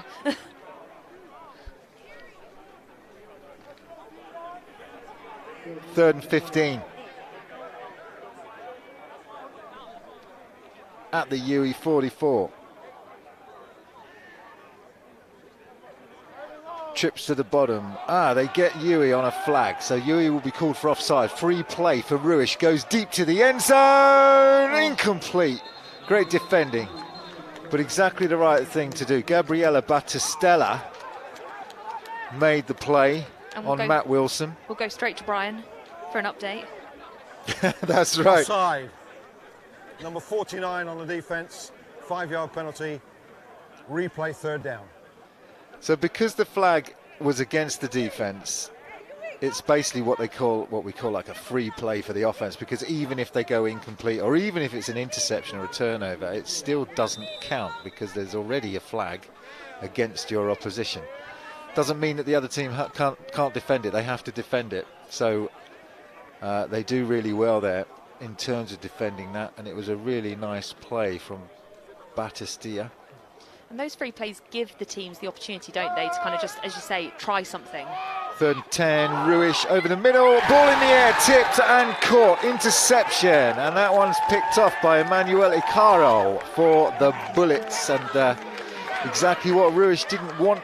No, I said it was coming though, because they had constantly been on the toes of getting those picks, and actually when you saw them, when they would bear down onto the ball, and in that situation it was just an unfortunate tip, which then meant that the safeties had that opportunity to jump into play. They've had great coverage, the UWE Bullets, all evening, nice and tight. They've defended the balls thrown into the end zone by Ruish, and on that one even though it's tipped, you've got all those defenders who are converging on the ball, right? Yeah, and I think that's what we were just saying about their setup is they are all in their positions, but they are where they need to be at the right time, and that's exactly what you want from a defence, them all sitting with their alignments. UWE take over, trying to find the edge. Nice tackle out of bounds, but it's good running as well. Jonathan Perkins on the run. Yeah, that was a really nice play. It was a quick flick from Jadrian Clark down, over to Jonathan Perkins, who has been one that we've mentioned so far a couple of times now. So UWE with a commanding lead, and they are continuing to show us all sorts of tricks, including that little end around. Jadrian Clark really got his eye in now. 2nd and 6 after that pickup. Durham really need turnovers, threatening blitz, top of the screen. And they will come on the blitz. But it's picked up beautifully, and Clark has all the time in the world. Incomplete. Nice coverage that time. Des Knowles in the coverage. They were trying to get the ball to DeAndre Rucker again. Yeah, that was great coverage by Des Knowles there, because one thing that we've seen is the UWE Bullets managing to get that separation every single time. That time, Des Knowles did not allow that. It then put UWE under pressure to actually make something happen, which they weren't able to. Once again, tipping the ball away.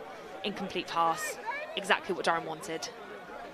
We had a couple of injuries earlier in the game at NTU that I was, my defence had some injuries, and some guys had to be taken to hospital to get checked out. One of them just walked past the tent here and gave me a little smile and said he's okay. So that's really great to see Joe Parton on his feet. That's so wonderful to see. This one is a hook and ladder. I haven't seen one of those in a BUCS final for a while. So, well, UWE just pulling out all the stops.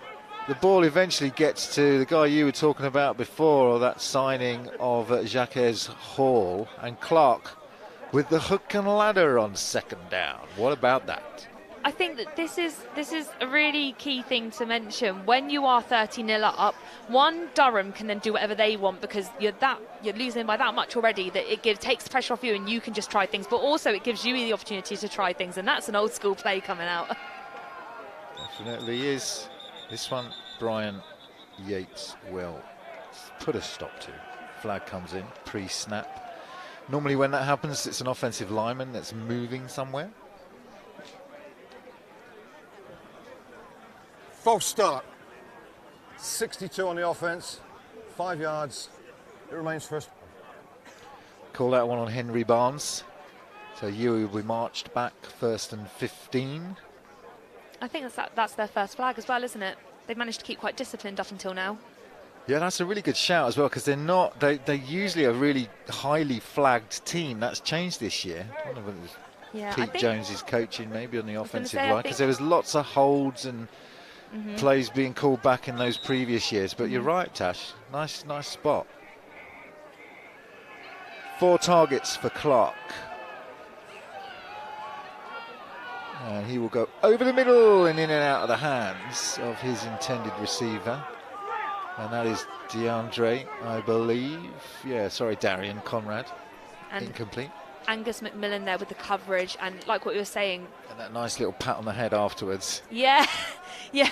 I mean, you've got to get in their head somehow. If you are losing, you've got to somehow get in their head to ensure that they can't have that momentum. And actually, football, as much as it is a physical game, it is a mental game as well. If you're not mentally prepared for what's to come, but you can also get in the head of your opponents, that's perfect. Absolutely.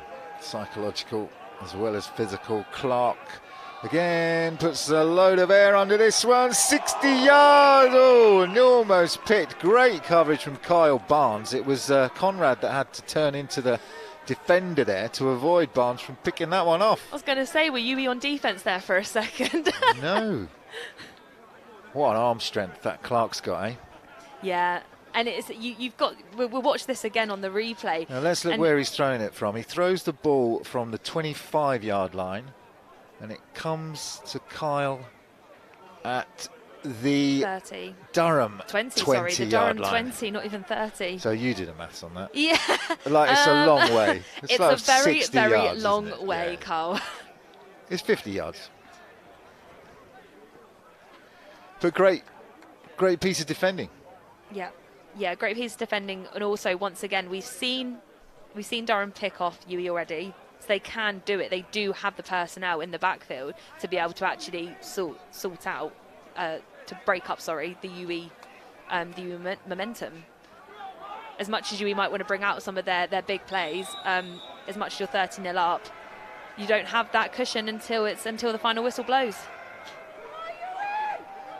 3rd and 15, Clark back again, loads of time, guns one to the sideline, complete right at the sticks, looking for more, is cutting back inside, will they get him down? Yes, it's a tackle from behind and some acrobatics from DeAndre Rucker again. He's got a big smile on that one. DeAndre Rucker, yes. However, Hayden Jackson, who actually made the tackle, did you see where he came from? He is one of their defensive line players and sprinted out of nowhere to actually make that play. And that is hustle. And here it is, Clark to Rucker on the sticks. Let's see if we can spot your man coming into the picture. And so you'll see just in the bottom corner, suddenly... There he is, you're dead right. Defensive lineman tackling from behind. Great hustle from Hayden Jackson to bring Rucker down.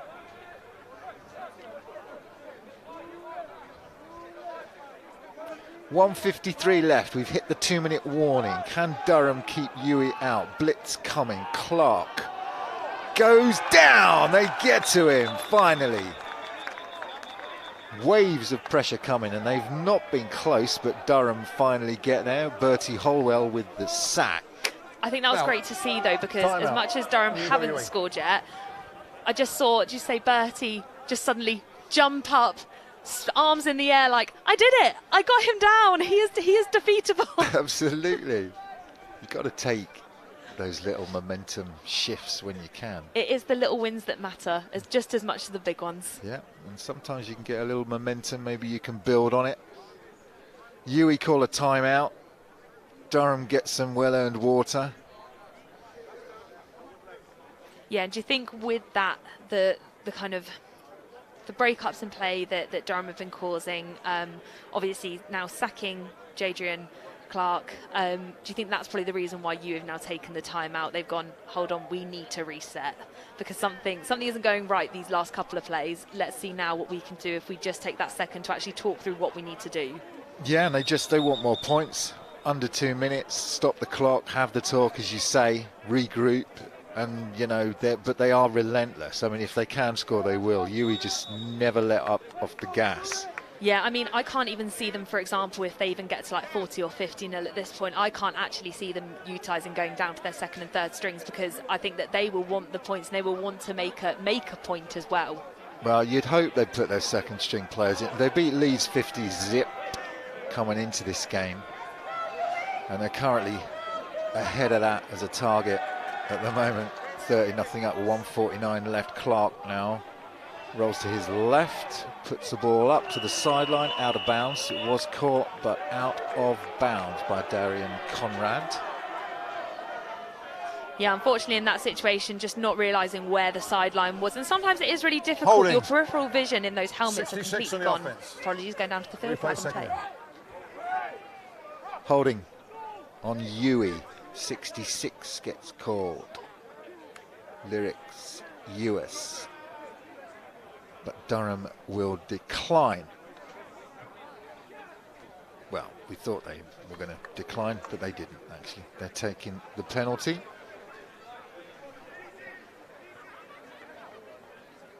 So 2nd and 24. Puts UWE right behind the sticks, doesn't it, Tash? But Clark, he can gun it from anywhere. I mean, we've seen him do a 50-60 yard pass, so I think this is nothing for him. Bunch set. Clark, great protection. Airs it out again, and double coverage. It was Angus McMillan down there defending against DeAndre Rucker. Flag down again.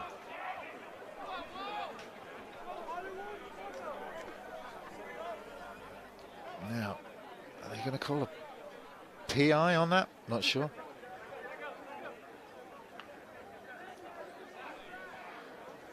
They picked it up. 3rd and 24, no flag on the plate.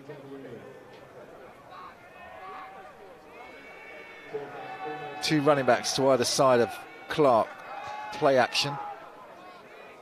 Durham trying to bring pressure, picked up well over the top, right at the flag, right at the yard marker is that man again, AJ Mealing, with the completion. Yeah, we haven't seen or heard about AJ Mealing for a while, so it was bound to, his name was bound to come up. It was a great play, just found the sticks. In fact, he was a little bit short, so it is 4th and 1. Goes Clark, flag down, might be a free play, so Clark's going to throw it into the end zone. Caught, stolen away from the defensive back, and it's Jonathan Perkins in for the touchdown. Now there is a flag, but we think that's against Durham and this play will stand, but we will get a check from Brian Yates. What a play from Jonathan Perkins to just steal that away from the defensive back and take it in.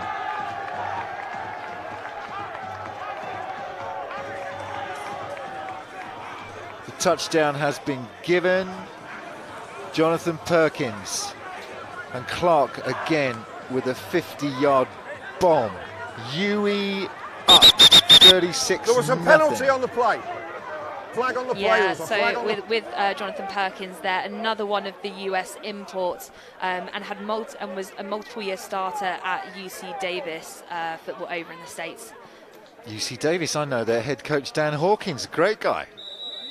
Here's me, look, just name dropping. Just a casual name drop in there, Carl. Nothing special.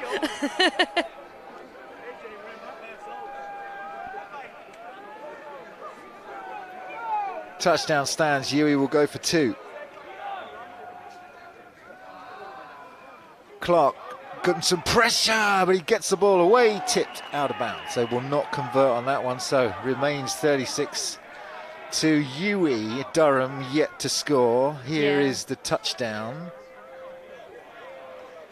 Clark steps up, airs it out, and watch it steal away the ball. That's how to pick a pocket. Des Knowles can't hold on. Yeah, that's definitely what you call a grab for sure. It's that strength, isn't it, that you need. But I don't know if you actually saw the UWE kits have been ripped in places already. I thought that was just, they hadn't bothered. The new fashion. Yeah. The new fashion, like in footwear, they cut the socks. With these things. No, unfortunately, that isn't one of the new fashion trends. But if you see anybody with cut socks or the typical bicep bands around your calves, that is fashion apparently. Okay. Phoebe Schecter's literally dancing in front of the tent now. I guess she's enjoying herself. Okay, we're going to get, oh, what a hit, ball comes out. The returner did a good job to hold on to that one. It was Christian Teague again on the returner, got absolutely slammed. Ball came out, manages to hold on. Nice job, Teague. Yeah, Teague is really getting those hits right now. When we look at the situation, it's constantly going to him. He's constantly having to battle through those big UWE players, and managing to get up and come out the other side. Hopefully, not too badly. Not feeling it too badly. A minute left for Durham as they get the ball back. A minute left in this half. They will have the ball at 25-yard line. Are you going to try and do something here? Or do you just settle for 36-0 and go in? No, I think they have to try. We've seen what Ruiz can do, and he has got an arm. You're right. Ruiz under pressure, manages to roll away and just can't get it. But a flag goes in, so maybe at that point in the field it could be some sort of pass interference call. Kenny Spadaccini was the target. Couldn't hold on. See what that flag is. Brian's trying to sort the mic out.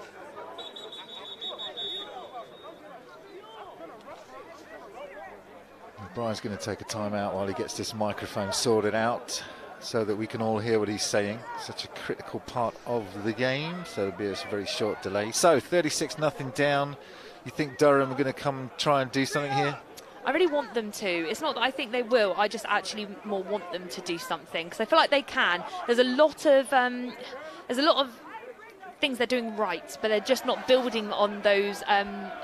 They're just not building on those moments. And I think that I know that UWE, like we keep saying, they've got lots of personnel. They've got lots of like big players on their team. It's really great. But Durham have also had those really great moments, and we're about to go back into play now to see if they can make something of this, which I'm hoping they will. Brian's back. Durham are back on the field. 1st and 10. Gets the ball to Kenny Spadaccini, and he does complete this one to Kenny, who gets out of bounds, stops the clock. Yeah, really 32 well. seconds left. Sorry, Tash. No, good game management there by Durham. As you say, getting out of bounds is exactly what's needed when you get to this point because you're on a rolling clock. So if you don't get out of bounds, the clock will keep going. Yeah, well said. For those of you that are new to the game, the clock's such an important factor in American football. And a lot can happen in 2 minutes.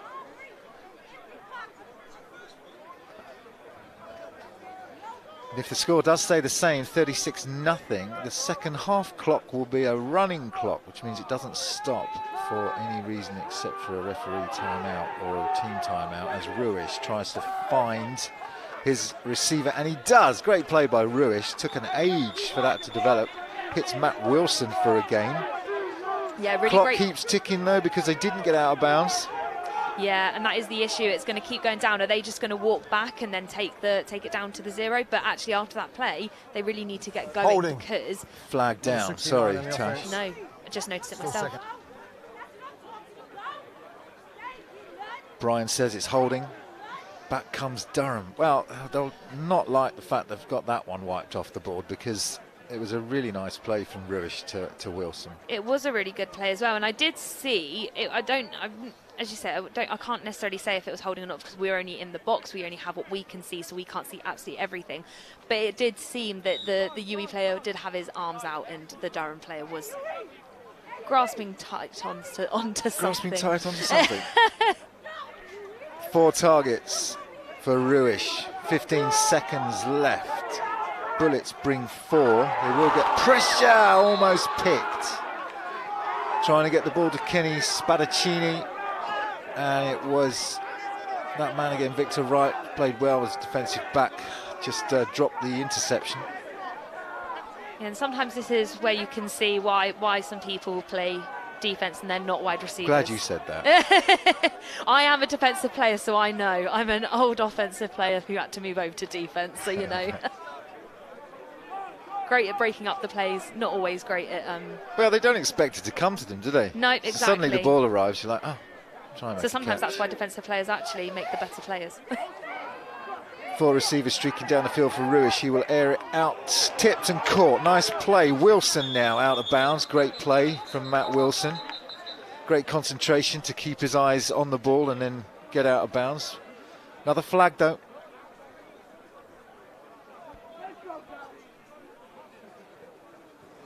Offside. Defence. Penalty declined. Result of the play is a first down. So penalty declined. It was offside against the defence. They'll obviously decline that and take the yards. Matt Wilson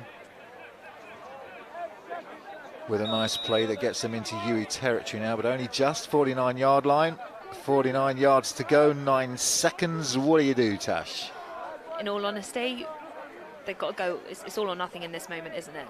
I mean, you don't want to say go for the Hail Mary, but what else are they going to do in this moment unless they have some sort of trick play up their sleeves that nobody knows about?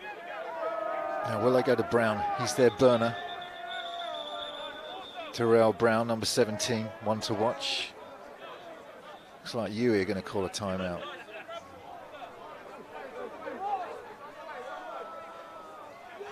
Durham call a timeout. They've maybe got 2 plays if they're quick. One quick to the sideline, out of bounds, and maybe one shot to the end zone. Ruish can throw the ball, well, we can see it throw the ball 40, 50. We know that Clark can throw it 60 yards because we've seen it. With Ruish, it's just about getting it on target.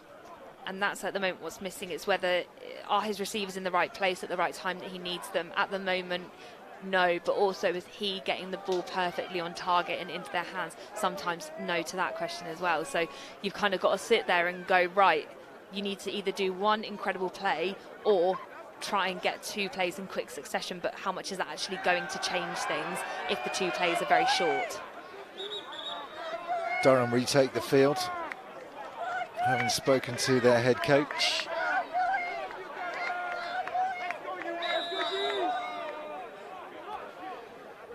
OC Paul Weston will have given his young quarterback the instructions he wants. Ruish comes back to the near side, and that is incomplete. So he was trying to go to Brown, and they were going for those 2 plays, and a catch, get out of bounds, go for the deep pass. And now this play, unfortunately, with the incomplete pass, leaves them with the only option is to go for it.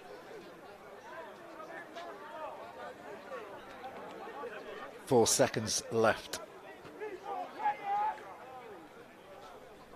before the end of the half.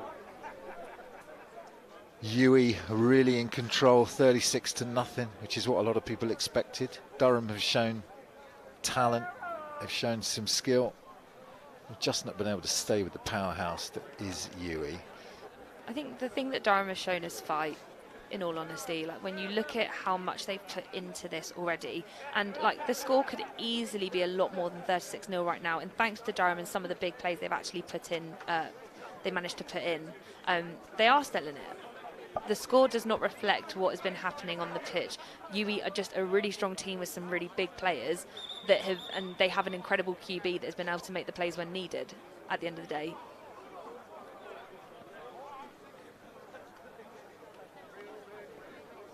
Four seconds left. Durham call another timeout just to keep that clock honest. Give them a little bit of time to do something here. Now, we've seen the hook and ladder from UWE earlier on in the game. Did Durham try something like that? A catch, a pitch. Oh, wow. Top of the screen, defense offside with contact. So that will stop play.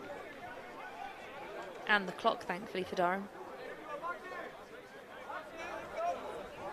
False start. Offense, number 2. Remains. Oh, well, they're going to call it on Matt Wilson for the false start. So it wasn't the defender that moved first. It was Matt Wilson in his trips position as that number 2 receiver. And as soon as he moved, he got pushed, which is perfectly legal. Yeah, I think that's a really key thing there to note, is that like even if the defensive players move before the ball is gone, that is completely allowed. It's whether they go offside or not. That's what is the call for the defensive side of it. Whereas with the offense, if they move before the ball is snapped, it'll get. The foul was for a dead ball, offside with contact by the defence. That's a 5-yard penalty. It remains second down. Oh, well, that's it, because that's what I saw. I saw an offside dead ball foul, offside with contact, and Brian's just come on and corrected himself and got it right. So yeah, the penalty will go against UWE, and Matt Wilson will not get called for a false start. So dead ball foul, 2nd and 5, a little bit closer to that end zone now, 45 yards out for Ruish. He's going to step up and beyond the line of scrimmage, acres of space in front of him, but the clock ticked down, so this is it. He either gets in or goes down, and he goes down. The tackle is made by CJ Wall, and time has ticked down on this half with the score UWE 36, Durham 0. Tash, your reflections on the first half? I think for me, Durham is still in this, as much as it's 36-0, like Ruish has definitely been that player of the match, as in like on the Durham side of it. On the UWE side, anybody could be player of the match right now because there have been so many standout players. Let's have a look at some of the highlights from that first half.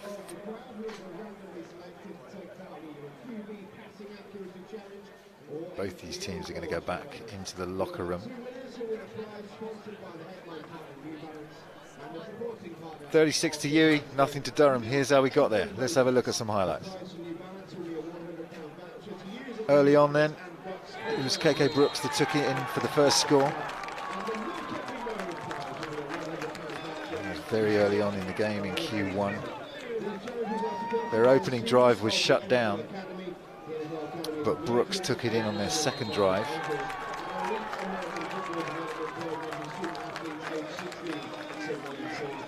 With a nice opening run. It was actually Mealing, a big reception from Clark to Mealing that actually set up that run.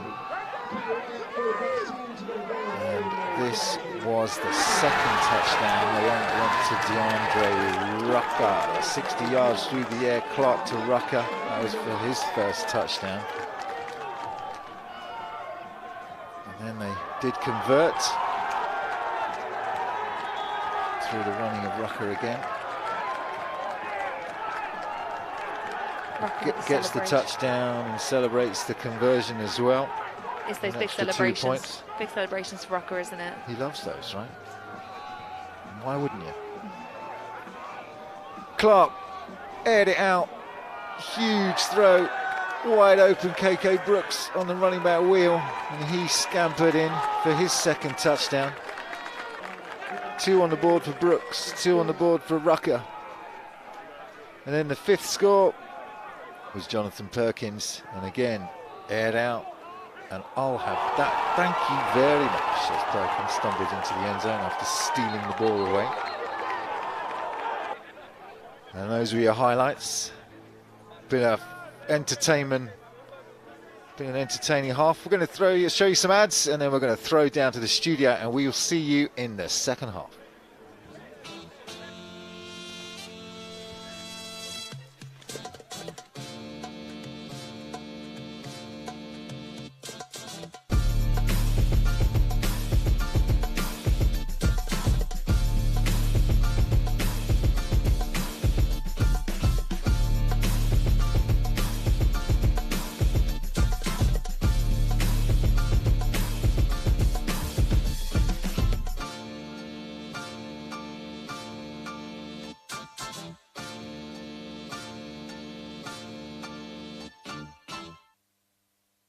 Since I first started at ICG, I think I've progressed massively, not only in kind of the understanding of the industry and through lots of different training courses, but I think just in general confidence. Being given all these responsibilities and seeing your work having an impact definitely gives you more confidence in your capabilities. I feel like I gained more experience and knowledge into the private equity space, which has helped me gain more responsibility in other roles within my team.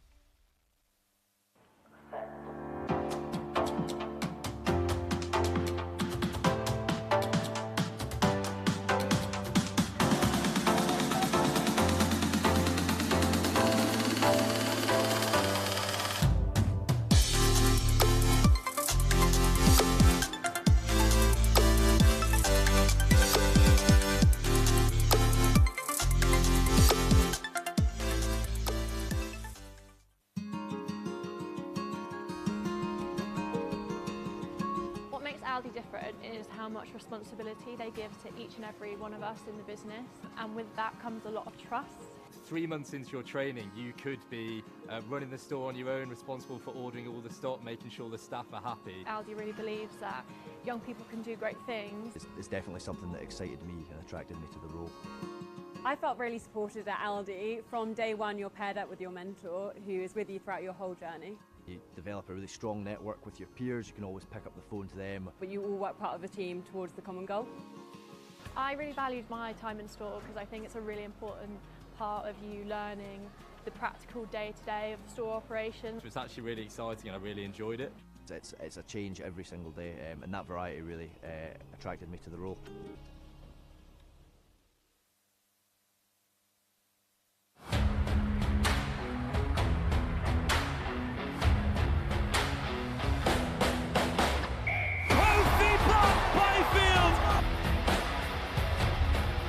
Singleton sniping.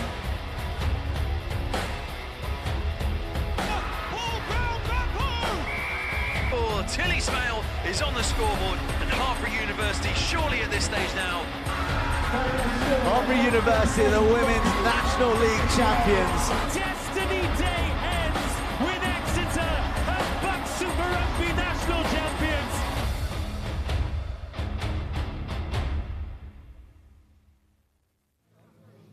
Well, there you go. Half-time here in the National Championship Final. It's UWE 36, Durham 0 in the Championship Final. And I'm pleased to say I have been joined by an NFL goddess in Phoebe Schecter. Phoebe, thank you so much for taking time to talk to us. First of all, how are you? Well, I love that I get to talk to you guys. You guys are my football family, so this is so cool to be here. I'll be honest, this is my first ever BUCS final. Big Wednesday on a Tuesday. So I've loved this. I mean, the crowd is awesome. It's a Tuesday night, you know, it's practically Wednesday. Some places around the world it is Wednesday as well. Let's first talk about you and what you've been up to. You've been spending a lot of time across the pond, which is very sad because it means you've been away from us. But give us more of an insight of what you've been doing over there. Sure. Well, so my other job is also working for NFL Flag. So it's been incredible because I've got to go and do coaching clinics with the Eagles. All of the states in the U.S. are trying to get flag football at high school, secondary school listed as a varsity sport. So I've been helping to coach the coaches up so they know how to deliver flag football to their students, and also talk a lot about the female athlete, and it's just different, right? So it's been an incredible experience. Also then had our first ever women's only tournament in Dublin last weekend. Just missed St. Patrick's Day, unfortunately, but that was an amazing experience because last year going to the Euros in Limerick for flag, the Irish team had 7 girls playing the sport. Wow. And they pulled together 5 teams for last weekend, and now they've started a women's league. I mean, that's what this is all about, growing the game. That is fantastic. It is all about growing the game, and maybe the reason why it didn't clash was because you can't drink in football, just throwing that out there for everyone. So that's probably a good thing that it clashed with St. Patrick's Day. But let's talk a little bit about flag football in more detail. It's going to be an Olympic sport, which is huge news for the growth of the game as a whole. But let's focus on how it's potentially the future of American football, I mean, player safety and player welfare is a huge thing. Concussion has always been around in these sports, and we made that very clear to all participants. But flag football, you can pretty much almost avoid that entirely, and maybe it has a longer shelf life than the real game. I think there's a lot fewer barriers to entry ultimately, right? All you need is a set of flags, a flag belt, and a football, and that's all you need. So you're already taking away the needs of equipment or perhaps something that costs a bit more money, but then you've got a smaller field. So on one rugby pitch, you could have 3 flag football fields, and you've already got a big event going. And then you look at the rules. We all love the NFL and American football, but there's a lot of rules. Flag football, only a few. Only a few. Yeah, on each page. So so at least flag football, there's a lot fewer rules for people that are just trying to understand the sport. And my kind of last piece around it is it's all about fundamentals. What you're doing in flag is catching, throwing, pulling flags, hand-eye coordination, and a lot of it's that same defensive position, like you're about to go in for a tackle and contact. So I don't think one is necessarily greater than the other, and one may lead to the other. But ultimately, if you find a sport that makes you happy, that makes you feel like you can be yourself and be free, and that's what it's all about. And I mean, that's what I know football does for me, whether it's flag or tackle. And so really then, anyone that is inspired by watching this evening's American football action should probably look up taking part in flag football, shouldn't they? Because it sounds like a great entry into the whole thing. And is there a lot of flag American football teams here in the UK to get involved with? Yep, so we have from youth all the way through till adult. The adult season's about to start. Just recently, we've had the Bears and Jets launch their girls-only secondary school age league, which is great. The Bears are going to launch a league in Manchester coming up. You heard it here first. And that's so exciting. So, there's places to get involved. So whether it's through British American football, some of the tackle teams are now offering flag as well. Just find a way, find somebody who wants to throw a ball around with you, come play it. You will absolutely love it. Goodness me, we're really getting the inside scoop. Again, a BUCS exclusive here, courtesy of you, Phoebe. Now, let's turn our attention from flag football and how epic it is into the game that's been going on this evening, because it is a game really of epic proportion. I mean, the 36-0 scoreline really speaks for itself. It does, and it does and it doesn't. Let me say it that way, because I feel like actually watching the first couple of drives, Durham had a really nice rhythm going. They got that interception early on. They were really forcing UWE to be creative. Now, there is no taking away from UWE and that running back quarterback duo. I mean, they are just incredible. And I kind of go back to the fact that this is my first time really watching like a final like this, Uniball final. And it's amazing to see the talent. And whether there are people who are from the UK, from Europe, from the US, to see it all come together and really see how the game is developing because of the skill sets of all of those people playing is just awesome to see. It is awesome to see. And actually, before we talk about the game in more detail, just thought of another question I want to ask you. We had Jason Scott on earlier when he was talking about how the growth of American football in the UK has been exponential. And you mentioned there how it's just going to help the game grow, even at uni ball level. Do you really see the future of American football being bright in the United Kingdom and indeed for many years to come?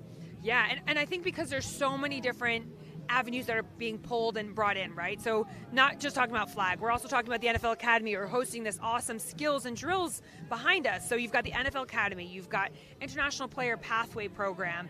When you start having Brits, you know, Louis Rees-Zammit, guys like that, who are from your home, they sound like you, they look like you, they play sports you played growing up, and now they have a chance to potentially make it in the NFL, plus F.A. Obadas. I mean, there's so many amazing, inspirational people within the sport, but everyone's pulling together because we all see how much this game offers people, especially from intangibles, right? We talk about the life skills and the soft skills, the leadership and discipline. So much of that is brought out in American football, and once you watch the sport and you get to play it, you can't help but fall in love with it. It's interesting there that you mentioned Louis Rees-Zammit, because I'm going to tie this back into a BUCS reference. Louis Rees-Zammit, a former Hartpury College rugby player, went on to play for Gloucester at the professional level in the Premiership, then went to play for Wales, earning international caps. There's the tie back to BUCS all the way through to his roots, and now he's gone from international rugby to American football. Have you had a chance to see him or meet him at all? Like, what's your feeling around his potential in the NFL? First off, stats man. Okay, Come on, I try my best. I do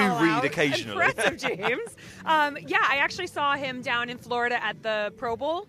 So him and a bunch of the IPP guys came out to help cheer on our Team UK and our 12 other international teams.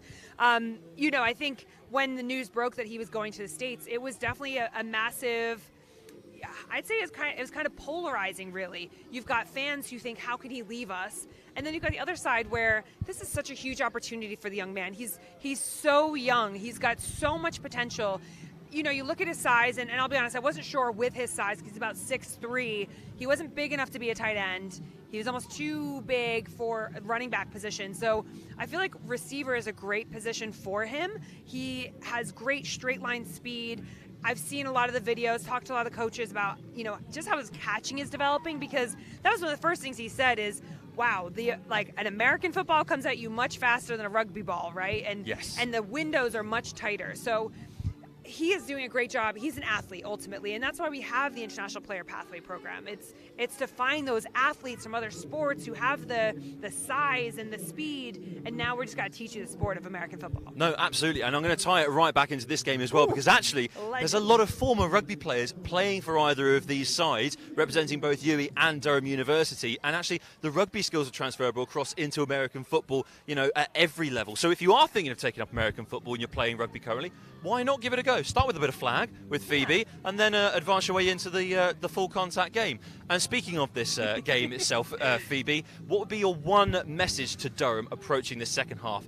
That is a very daunting mountain to climb, an Everest, if you will. It is, and you know what? There was one play towards the end of this half, which I absolutely loved, where one of the D-line was running down this sideline to make a tackle, and the way that he was gripping on and not letting go, that still shows me how much heart is left in this team.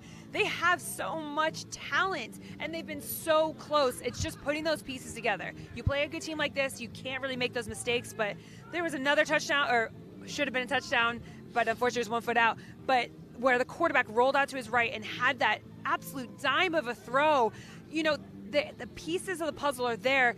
Use this, stick to your fundamentals, and be relentless in your pursuit of greatness in this half. Do you know how amazing this is? Because that's exactly what Paul, the offensive coordinator, said for Durham. He just wants them to get the basics right. He wants them to start playing what they've done in the week in training, and just everything else will fall into place. Because, I mean, you've got experience of being on the sideline as well. He's saying, from his perspective, if they can get one first down, then another, and then the others will all start to fall into place. The momentum will be with them in attack, and they can really take this game to UWE. Yeah, you're spot on. I mean, that is what it is. It's just 1 foot in front of the other. You can't think of the opponent as being bigger or greater, or yourself as being bigger or greater. You just got to play what's in front of you, and defense has done a great job. We've seen those pass breakups. We've seen that great reading of the defense. offense, you know, a couple drops here or there, just clean that up. The nerves are out now. You're in the second half. You know what you need to do to punch this ticket home. And listen to Coach. He knows what's best. They are fired up for this second half, and in the best interest of impartiality, sounding like the BBC here. Quick word on UWE. They can't let complacency slip in now. This would be the worst time for it to happen, surely. Yeah, you're right. I mean, look, they've been hyped the whole time, and they're getting so excited, which you love to see, but they have to stick to their fundamentals. They've been stopped a couple times as well, so they can't just be hoping for those explosive plays. They got it a little bit cute towards the end of the half where they had that little bit of hook and ladder, you know, so they're starting to feel good about themselves, but when you get a little too cute like that, that's where the mistakes creep in for you as well. Well, Phoebe, thank you so much for taking the time to join me, taking the time out of your evening. I'll let you find some food, find some hot drinks, and enjoy the second half of action. And speaking of the second half, we're going to go back up to join Carl and Tash, who are going to take you through all the action.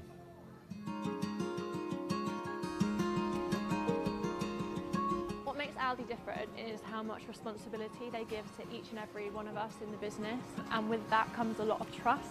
3 months into your training, you could be running the store on your own, responsible for ordering all the stock, making sure the staff are happy. Aldi really believes that young people can do great things. It's definitely something that excited me and attracted me to the role.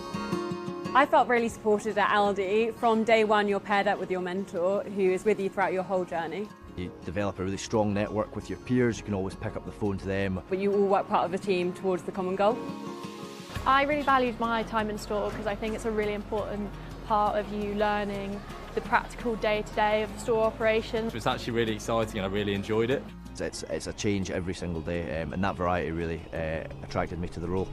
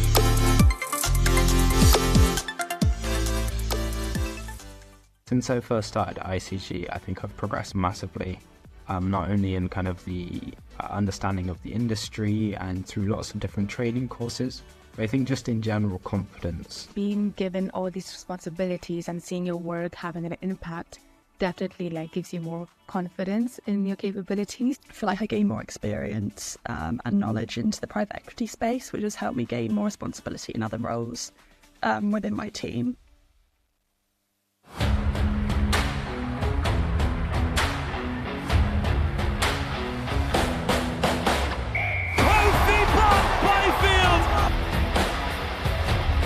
Darren Singleton sniping.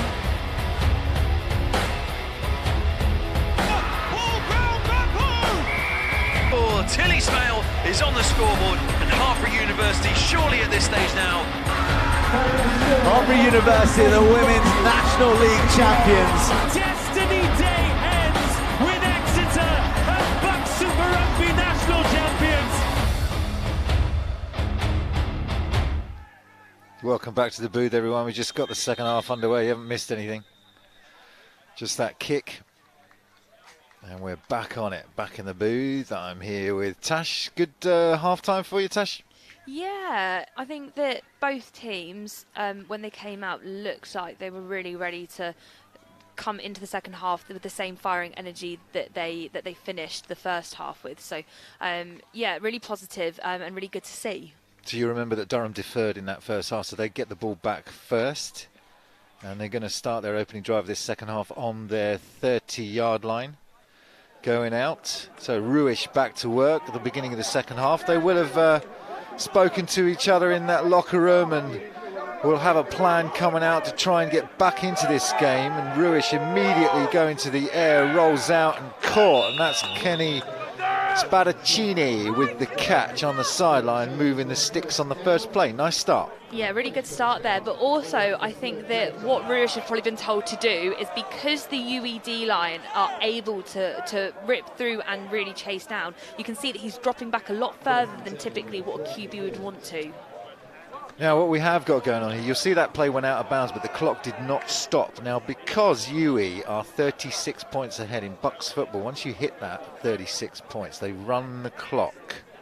So if Durham are going to come back into it, they need to score quickly to get that clock back under control. And Ruish goes to the air and caught. Nice catch by Terrell Brown, and he holds on. That's exactly what we've been wanting to see from Terrell Brown this whole game so far. Let's look at this replay here. Lovely fake there by Ruish. And then straight away, lofting in the air. Great catch, great strong catch, especially with that pressure coming in from the UWE defenders. Yeah, the hit came in from Daniel Spafford, but he wasn't able to knock that ball loose. Brown holds on, diving down to the 41-yard line now of UWE. Low snap, Ruish takes it, pressure coming, dropped pass. That one couldn't be held on by Nathan Hendler. Yeah, that was really disappointing there, because Durham had so much momentum, and I think it just looked like they were going catch, catch, catch, catch, and so that kind of drop pass there, it does actually dip you a little bit, but also hopefully that will make Daryl Hendler, yeah, Hendler come out and hopefully and that catch the next ball. That clock keeps ticking, sorry Tash, doesn't it? Even though on an incomplete pass it would stop, but it doesn't. So the clock keeps on a ticking and stealing that time for Durham to get back into this. Ruish 2nd and 10, pressure from the Bullets. He has the right play called, but great coverage there on Terrell Brown. 2 UWE Bullets around him, including Chiti Mwansa. Yeah, and I think we're seeing a very aggressive D-line, O-line at the moment. There's once again some words exchanged there between one of the UWE players and one of the Saints players.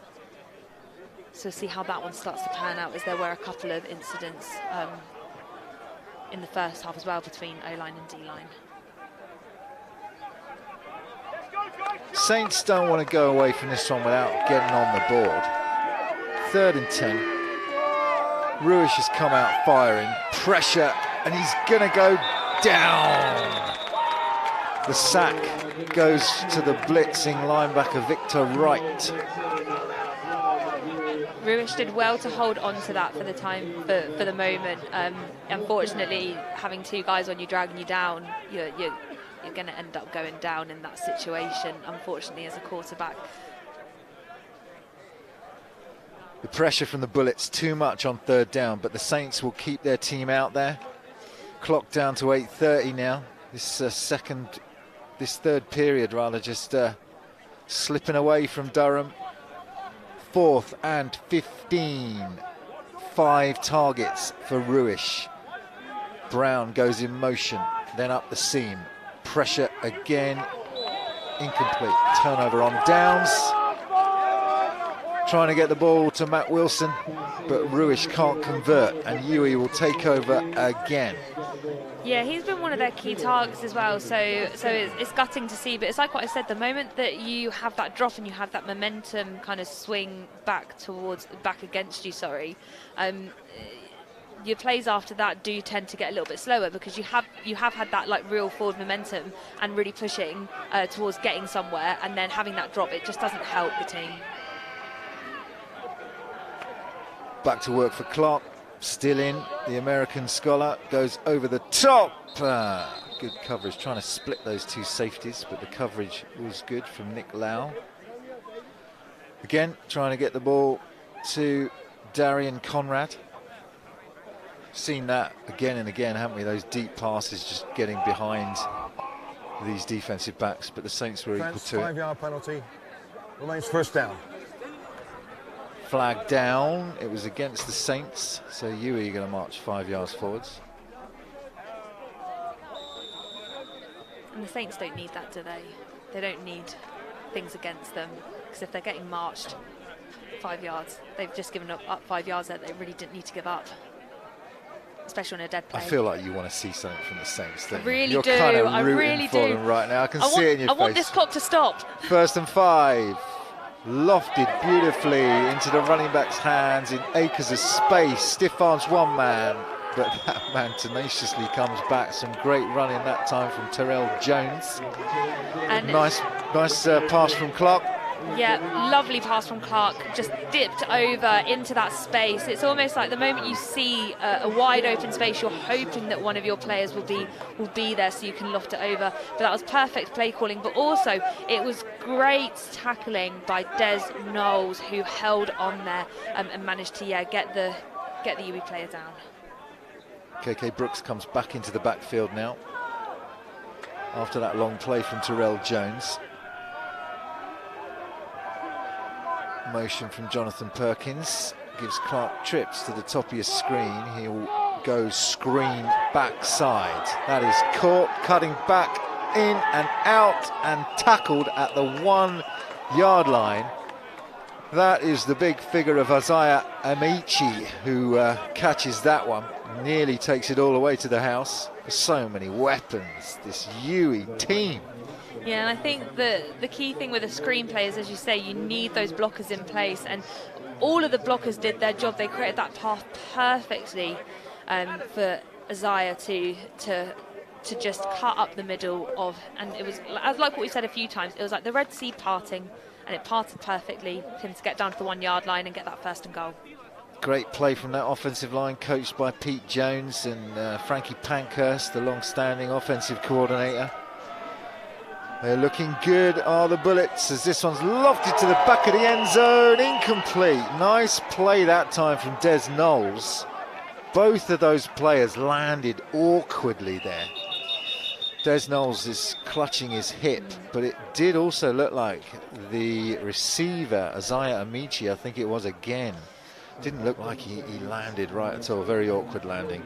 No, very awkward landing, but also with Des Knowles, actually, as he came down, as Des Knowles came down, it was actually, I think that the receiver landed actually on Des Knowles's, and the reason why it didn't get called in and it was out of bounds is because it landed actually on the player.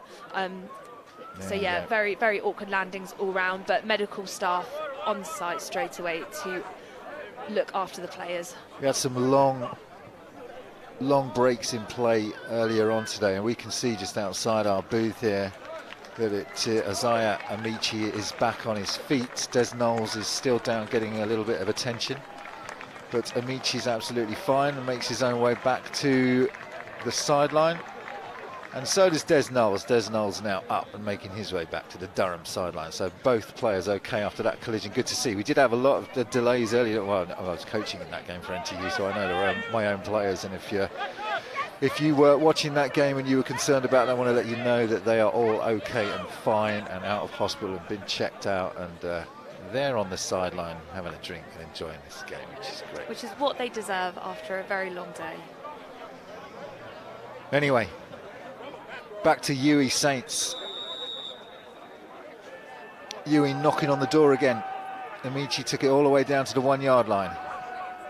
Clark with all those weapons. This time he will go backside, batted down. Nice play, Matt Wilson. Been playing offense and defense.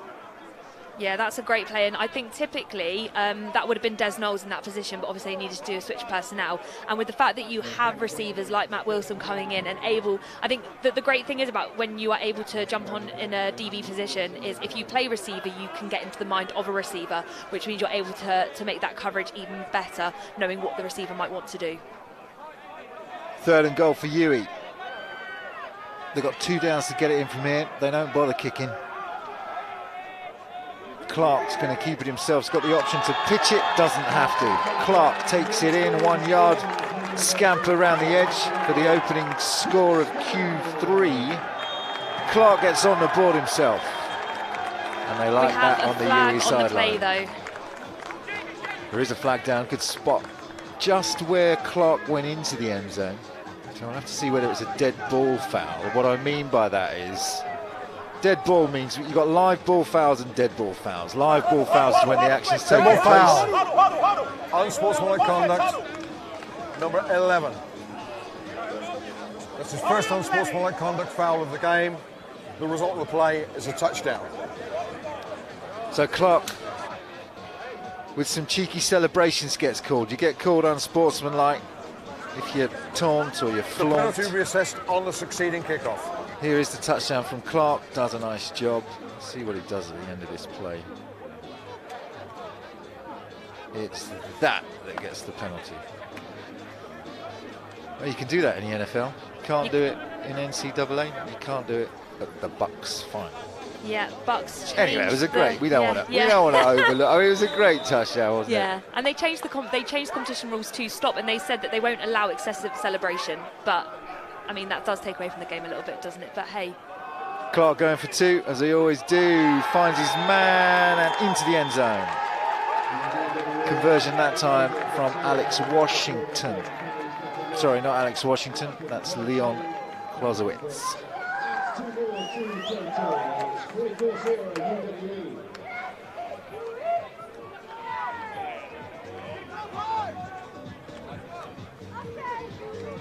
No, it's not. It's KK Brooks. Thought it was a 3, but it's an 8. Yeah, Brooks there again. Top player for UWE. Constantly on the scoreboard, it seems. Helping to get the team even further ahead of Durham. And we still have that rolling clock, as like what Carl mentioned earlier. The moment it hits 36, that's it, rolling clock. So we really need Durham to do something, get now a couple of scores to stop that clock. Yeah, otherwise my time with you is going to be, come short. And I've enjoyed us getting back together, doing some commentating together. And there's 2 minutes to go in the third period. We're into the second half. And that Carl, clock just keeps ticking. Carl, you know that it's not only my first time commentating on a BUCS game, it's my first time commentating, so yeah. Wow, well, you're doing a fantastic job. It's great to have you here. What can Durham do here? They're trying everything, aren't they? I mean, you've got to hand it to them. They're throwing the ball deep, they're rolling out. They're trying to use the weapons that they've had, the weapons that have got them here. But UWE, for any team, is just a tough ask, especially in a national final. They're going for the three-peat big hit coming in. Oh, Gabriel Battistella with the boom. Yeah, another important for UWE there, getting the hits in. And I think that this is just showing exactly every single time that UWE seem to, are on the defensive front and on those returns for Durham, they're just not having any luck, are they, with getting any space or any sort of time to make any moves that they actually need to. They did bring it out to the 38, so it was a decent return. It just came to a rather abrupt end. It did, and sometimes, and we've seen UWE actually doing those shorter kicks, and it's kind of giving Durham that bit more on the edge, isn't it?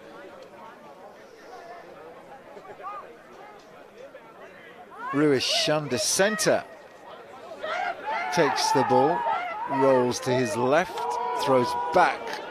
There's a lot of air under that, and it's incomplete. Trying to get it to Brown again. It was actually the guy that made the hit, Battistella, on the coverage. But Ruish, he's got a hell of an arm, hasn't he? Yeah, he really does. And like, as much as we talk about Jadrian Clark and how good of a QB Jadrian Clark is, we've really got to give it to Ruish, like kind of trying to fight a losing battle in a way, and really, really managing to still make passes and throws, even though they're not necessarily getting anywhere. Just like that, Q3 is done. They will swap sides again, and we will hit Q4. Here's Ruish's arm. And here's the play of Brown. Now, both of those guys had an opportunity to catch the ball. Battistella obviously couldn't hold on to it. Brown did a good job just making sure that Battistella didn't make the reception himself for the pick. Yeah, and just got some information here on Battistella. So spent time with the Bristol Aztecs this season, as we know. Bristol Aztecs did very well in last year's Premiership, Southern Premiership, in BAFA, in the men's the adult Premier League. Yeah. But he's also an Italian national. There you go. Hence the name Battistella. Bristol. They are a powerhouse for American football right now. So many great teams. This is one of the best, if not the best, that's down there. That one's caught by Brown, but his knee was down. In NCAA rules, if your knee's down, then you're down. Not like the NFL, where you can get up and carry on running.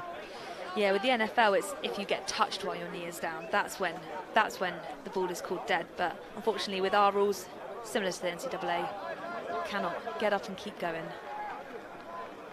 Absolutely right. If you're new to American football, we very much hope you're enjoying it, and that you can get involved yourself in American football with your university. Many teams up and down the country playing at different levels of the sport, whether you're male or female. Get involved. We'd love to have you join the community of American football.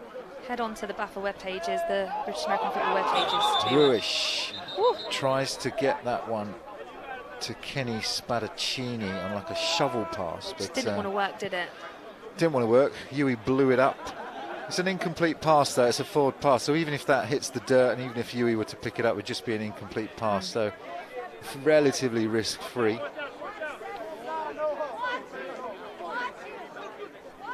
.10:20 in Q4 left. And unless Durham can get some points on the board, that clock will just continue to run. Trips to the top, Ollie Wood to Ruish's right-hand side. Four-man pressure coming, Ruish gets it away, caught and hurdles up. Kenny Spadaccini tries to hurdle a defender, but that defender's equal to it. Adelman Parker on the tackle. Yeah, I think in that situation there, he did what he needed to do and tried to get over the defender in the best way possible, but unfortunately the best way probably was not hurdling in that scenario. Might have been Chitty Mwansa, actually. Might have got the number wrong on that one.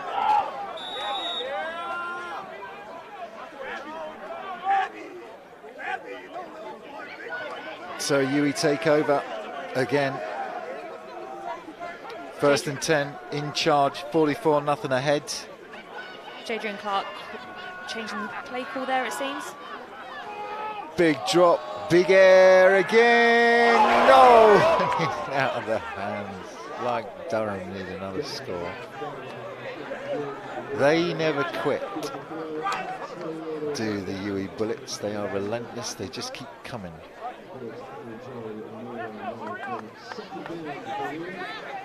And that was AJ Mealing. AJ Mealing, he's pointing to his chest and saying, that was on me, that one.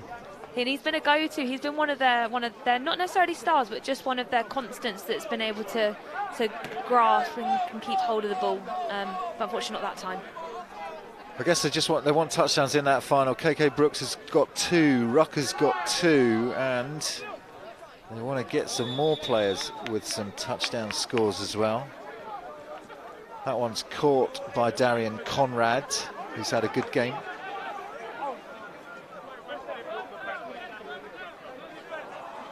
Yeah, really good from UWE. They're still keeping their composure, even though they're winning by 44-0. They're keeping their composure and still keeping their football simple, which is nice to see. Conrad converts on the first down. Clark with a high snap, pressure in his face. It's a design screen, throws him behind, and some good running. That's Peter Dua. Yeah, really good running there, but also I think that screenplay played out perfectly because, as you saw, the Durham defense instantly came forward to try and rush Clark in that moment, and that just left that hole in that gap.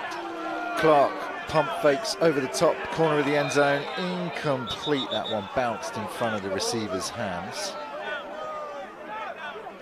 That was Darian Conrad. Great to see Des Knowles back in the field as well.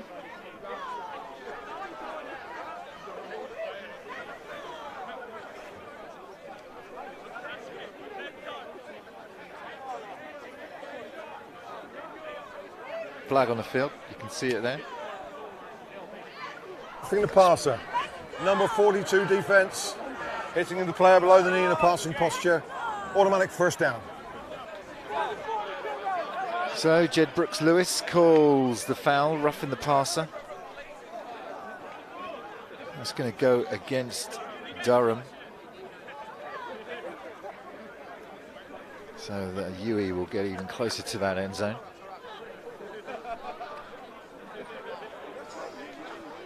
It's a 15-yard penalty. Roughing the passer basically means hitting the quarterback when the ball has been released. And it's one of those penalties to try and keep the quarterback safe.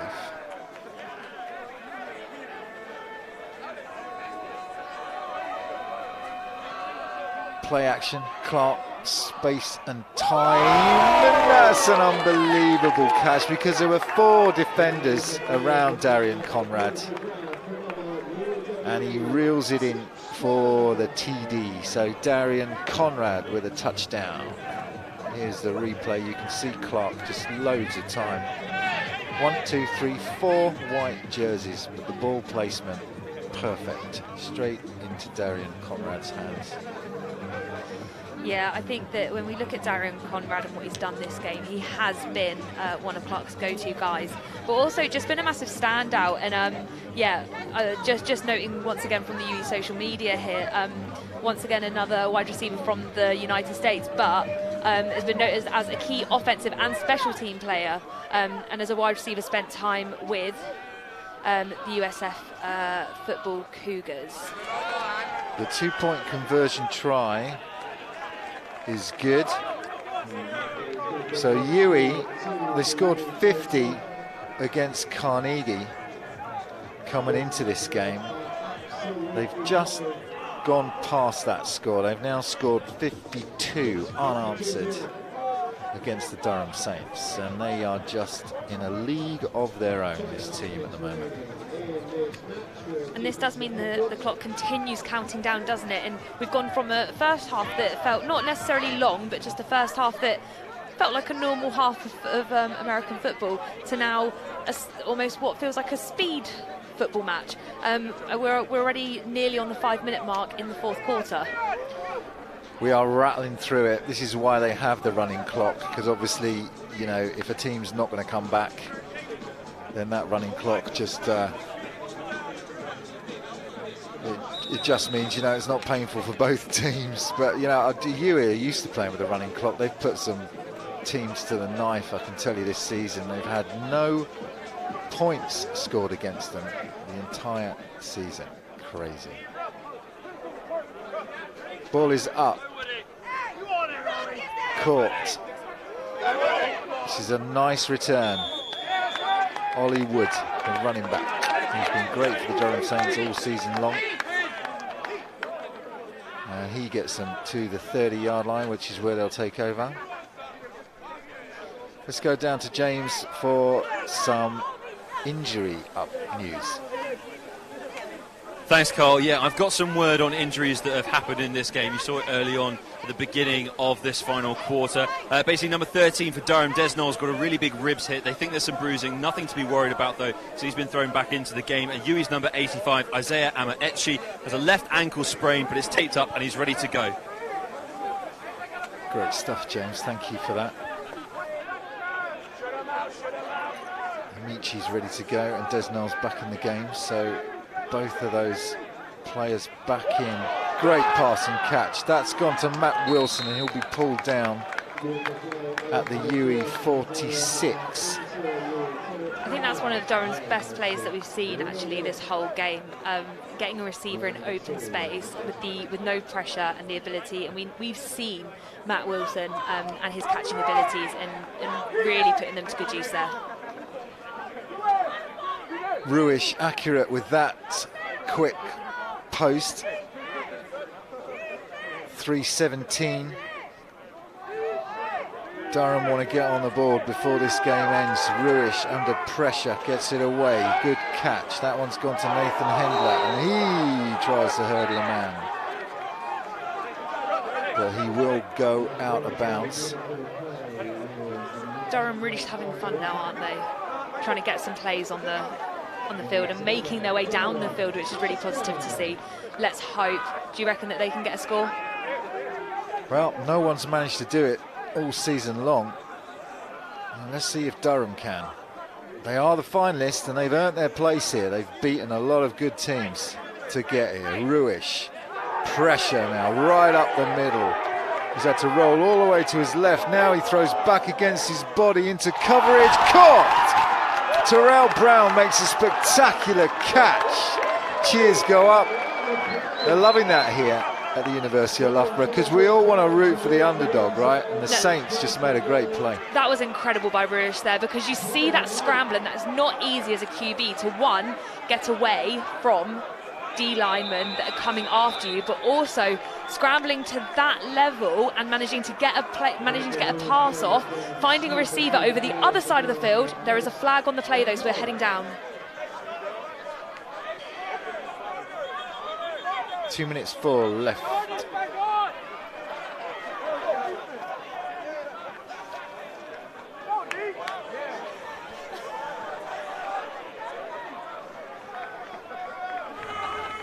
Illegal substitution, leaving the field by the end back of the field. Defense, 5-yard penalty, first down. Illegal substitution, leaving the field through the end zone. Timeout.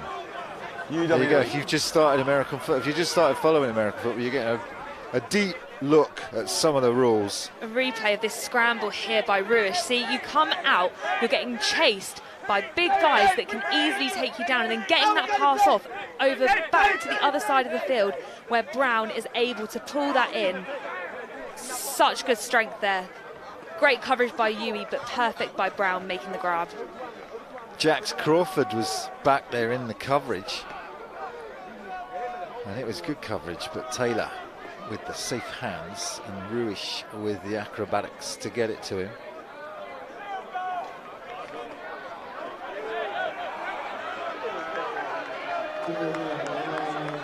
There's inches now. We're at first and goal.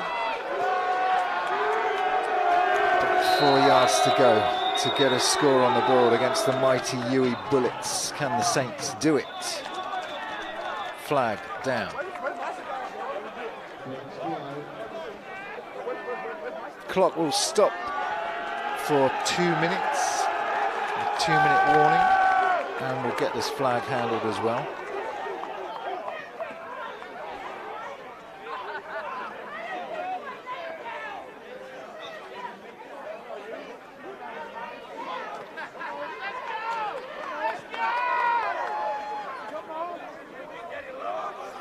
You look at some of the scores this season from UWE. I mean, this has just been another. Dead ball foul. Unsportsmanlike conduct. Number 75. Offense. Offense. 75 offense. Offense. Radio silence, please. Thank you. Booing that flag because they want to see Durham get in. You know, it's no one has scored against UWE the whole season long. The scores are ridiculous: 50-0, 52-0, 54-0, 76-0, 98-0, 62-0, 54-0, 62-0, 82-0. Tonight, 52-0. Will anyone score against UWE? I mean, Durham were getting close. I mean, they were inches away. They're now been pushed back to basically the 14-yard line. That's going to cause them problems. Or is it the 15-yard line? It's the 16, apologies. It's the 16-yard line. Yeah, 15 yards, you're right, That is a 2-minute warning. That is a 2-minute warning. Brian brings 2 minutes to go. Can Durham score? We know who the winner is. We do. But I think the key thing is we just want to see Durham get a score. Imagine a team that's going to say, like, not letting any points get scored against them, actually having points scored against them. Ball's gone deep to the end zone. Incomplete. This crowd here. This crowd are cheering for Durham. They are really going for Durham. I mean, we all know that UWE's won. Amazing. But, you know, the team, the crowd, they want to see a score. They want to see a Saints score. Trying to get the ball to Kenny Spadaccini. Who incomplete. seems to be limping, 1:30 left. one of their main guys looks to be limping. Let's hope Second down. So they've got 2 more downs to try and get in here. Sorry, 3 more downs, 2nd, 3rd and 4th down. If they use that 4th down, which they probably will. even if they use the 4th down to get a field goal. 3 points. Ruish rolls out, goes his left, caught. Spadaccini on the catch, but it was inbounds and the clock continues to run. 50 seconds upcoming. Spadaccini has got a slight limp, hasn't he? 44 seconds left. They're getting down to the 40s. They need to hurry up. I don't think they know how much they need to hurry up. There is no clock stopping here now for Durham. Can they get the points on the board?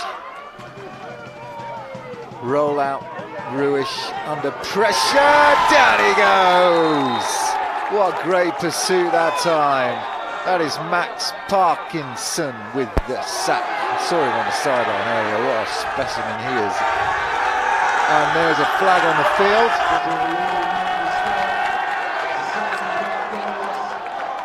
As the clocks tick down, 4, 3, 2 and 1, but there is a flag on the field. Can't end the game on a flag. A flag on. So although the clock's expired, Brian will probably put a play back on, which will mean that Durham might get one haul into the end zone. We'll have to see. We'll leave it up to Brian Yates. That's why I'm just glad they're doing their job and I get to do mine.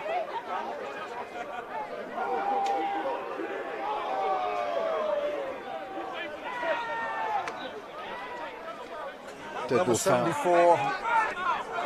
4th down.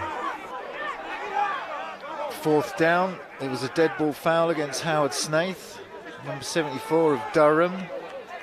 Obviously lost his cool a little bit. And they put 4 seconds back on the clock, so Durham will have one final opportunity to get something on the board. 4 seconds. Daniel Mayer goes over to the referee. There he is on the sideline. Daniel Mayer, the architect of this UWE Bullets team, the head coach. And immediately this game ends, he starts recruiting again for next season. They never stop.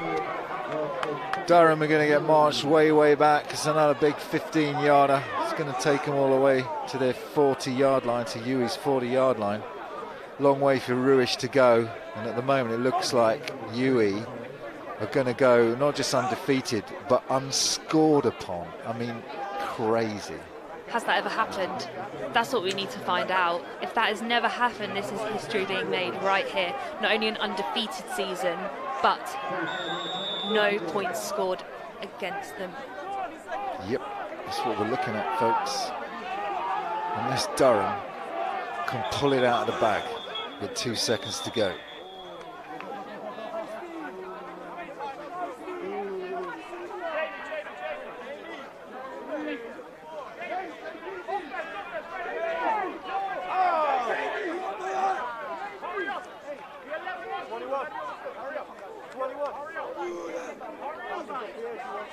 Well, the half ticked down quickly. These last few plays have taken a lot of actual real time.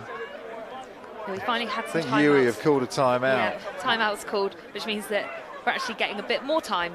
UWE, I suppose, they want to defend their, you know, the fact that they've not been scored upon the entire season. You know, you get proud of that as a defence. I know I am as a defensive coordinator. You never want to be scored on. Massively. I think it's not only that, it's not about the pride of like not being scored on. It's also actually, when you look at this team, they're trying to work out right now who is going to be here next season, who can still play for them next season, and where they are going to be needing to get those recruits in all honesty. And I think that this is where it gives them an opportunity to see some of that homegrown talent come through, and not just rely upon those scholarship players. Taya Joya is the defensive coordinator for this team. And he will have something up his sleeve to try and keep Durham out of the end zone, as they have done every other team all season long.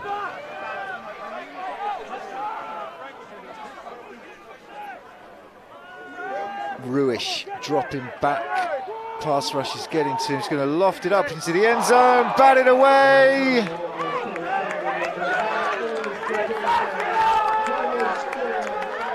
Clock ticks down, and that is it.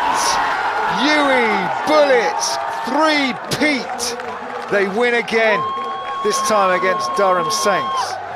52-0. Not just an undefeated season, but an unscored upon team. Incredible. Yeah, and I think that's just showing exactly what this team have built, but they just need to ensure that year upon year they can keep hold of that, because that's the problem with Uniball. Teams change every single season because you will always have graduates. So if they can hold on to some of these players, because for example, Jadrian Clark, he's doing an MBA. As far as I'm aware, MBAs last a year. As someone that works in the university, they normally last a year, 2 years maximum. So yeah, they really need to work out what they're going to do to ensure they can keep hold of some of these players, keep hold of this team and keep hold of this momentum, because you never know, not even a three-peat, but back to back to back to back to back I'm seeing right now. To back to back to back.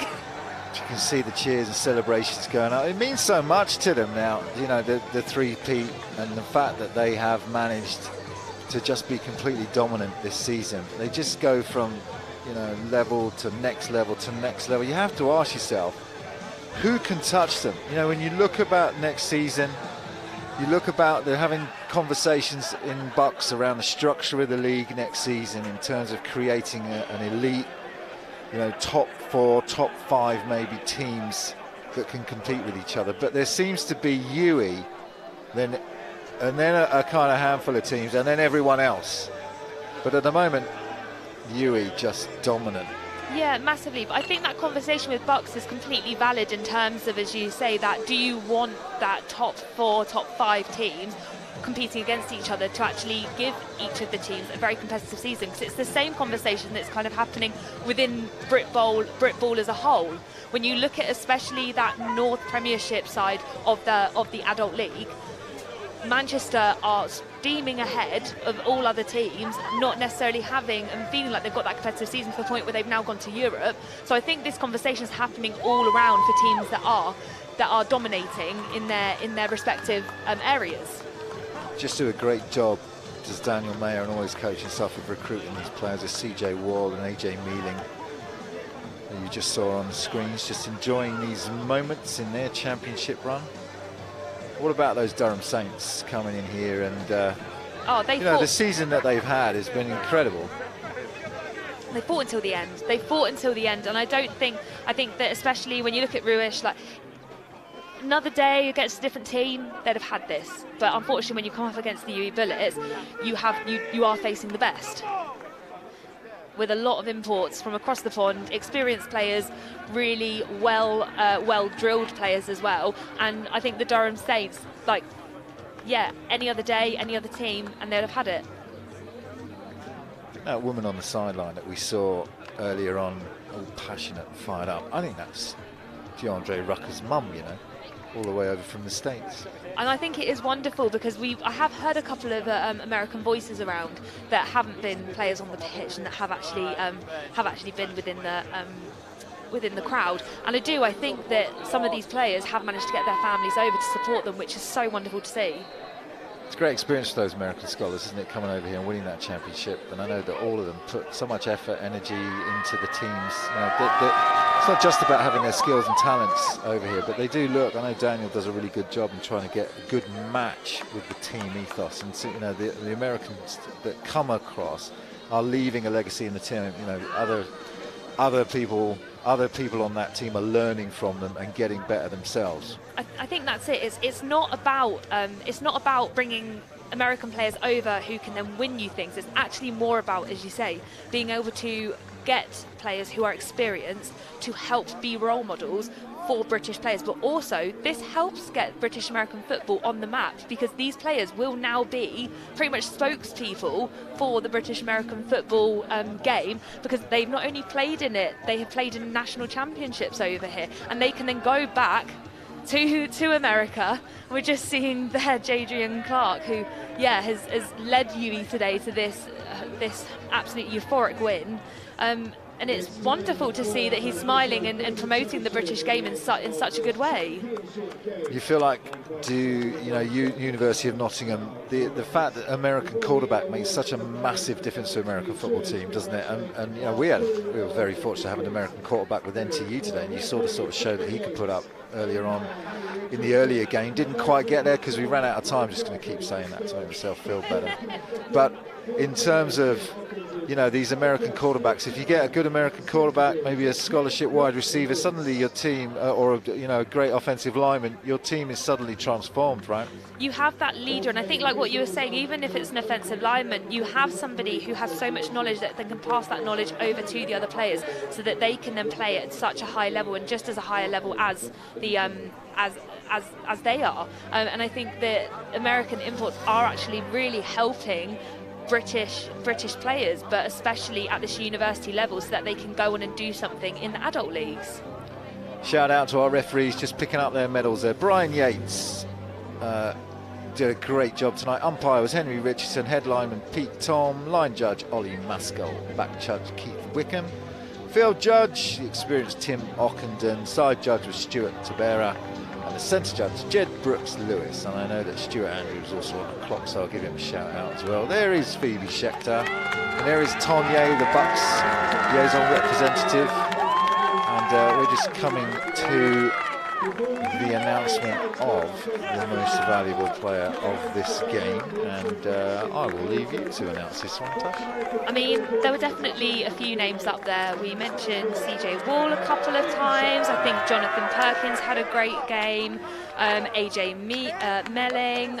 We also mentioned Darion Conrad, DeAndre Rucker. So many names on the UE side, but I think that this year's MVP, who we already know, but is heavily deserved, and I don't think it will come to anyone's surprise that the most valuable player this year will be going to the quarterback himself, Jadrian Clark. Yep, spectacular, and they put on a show for us tonight. So many deep balls. There are some of the UE staff there. Our refereeing crew just passing our booth here. Tim Ockenden just gives us a thumbs up. Thanks, Tim.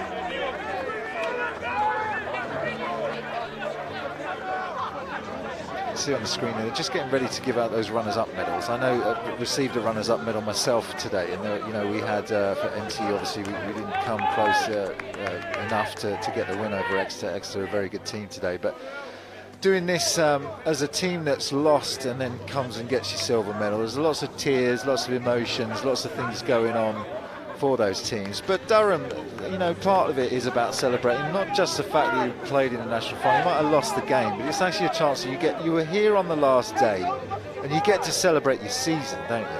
Yeah, 100%. I think that, like, with your final earlier, with the trophy final, what both those teams really get to celebrate is the fact that you're now going to win the premiership and enter again next season. We're just seeing the UE celebrations right now, where they're all gathering around each other. Such a passionate team, UE Bullets. Had the opportunity to speak to a lot of their coaches and players over the last 3 years, just from being down here, as I know you have, covering the games. And Daniel Mayer, he's such a great head coach, and he builds that culture. And you've got Frankie Pankhurst and Ty Eliah, Jacob Law, Pete Jones does an amazing job on the offensive line, Luke Martin, defensive backs coach, and they have a bunch of others as well, sideline assistants helping out that team. And they've built a culture there in UE, haven't they? A culture of excellence. Literally, what I was about to say, I think with Daniel Maher, like what you were just saying, he's actually building something where players want to play for him. Like right now, they're all giving out their championship-winning T-shirts before they go and collect their medals, and it's not necessarily delaying the medal ceremony at all, because Durham are over just kneeling down and spending some time together. But I think what Daniel Maher is actually building is a team that a team where players want to go and play for him. It's not about winning. It's not about being part of a three-peat team or anything like that. Actually, it's more for them about playing for a head coach who builds and creates a community of players and gets players and basically, allows players to grow into something more than just football players.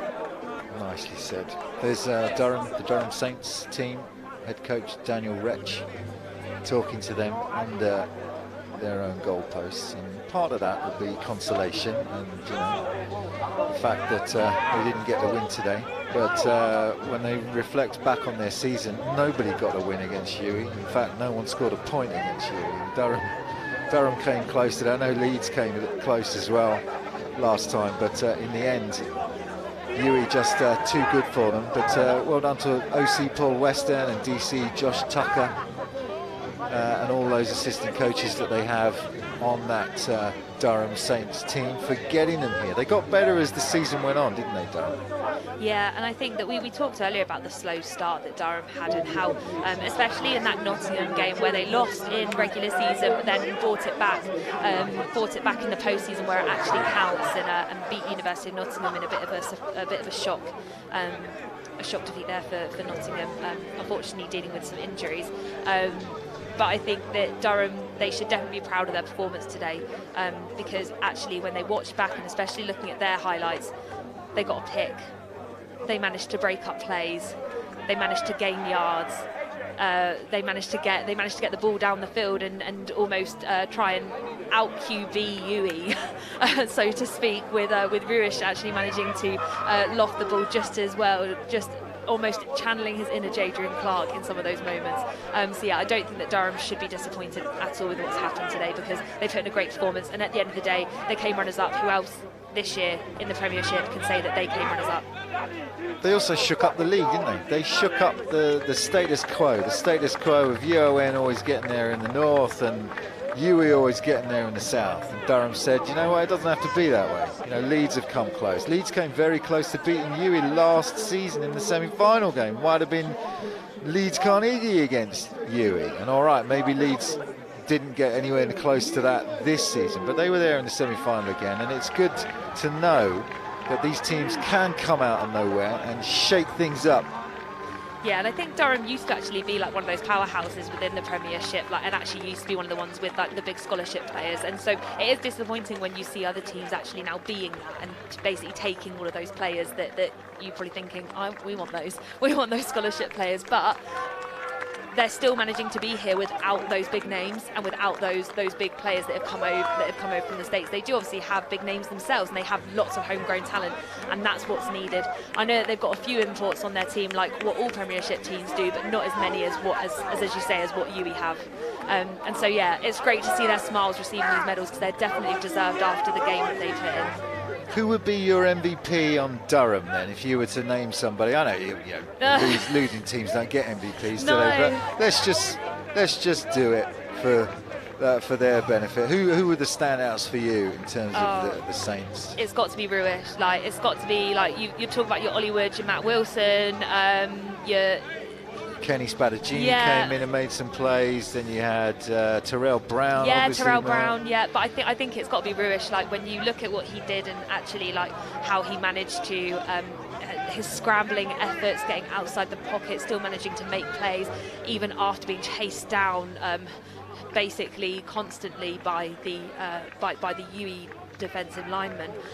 It was great to see him still coming out on top and able to make really good plays and key plays and act smart as well. And as a QB, you want a smart QB, and he was exactly that. So he should be really proud of his performance today as well, because that was a massive standout for Durham.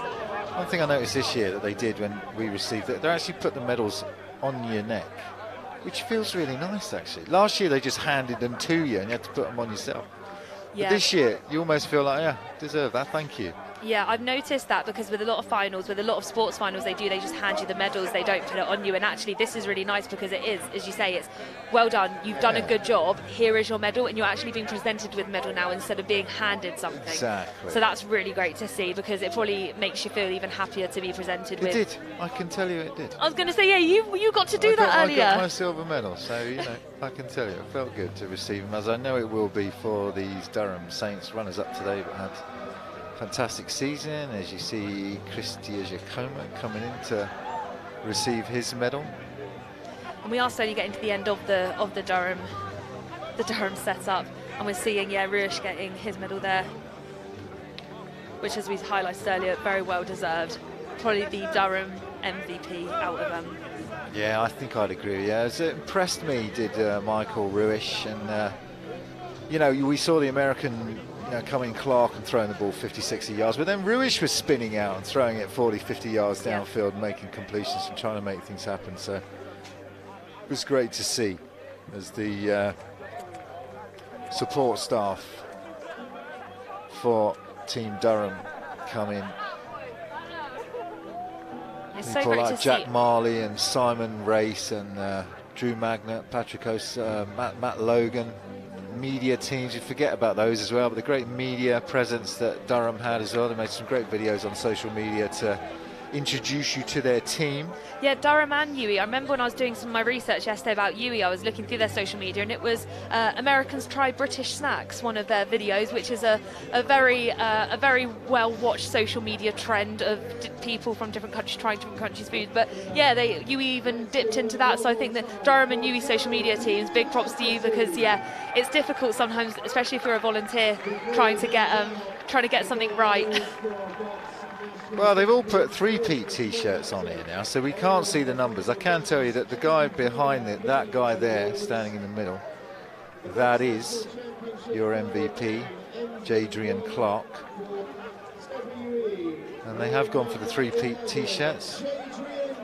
And there we go. They have them every year. They crack them out at the end of the game and give everyone a t-shirt to remember the championship by. But they've just made the official announcement on the field.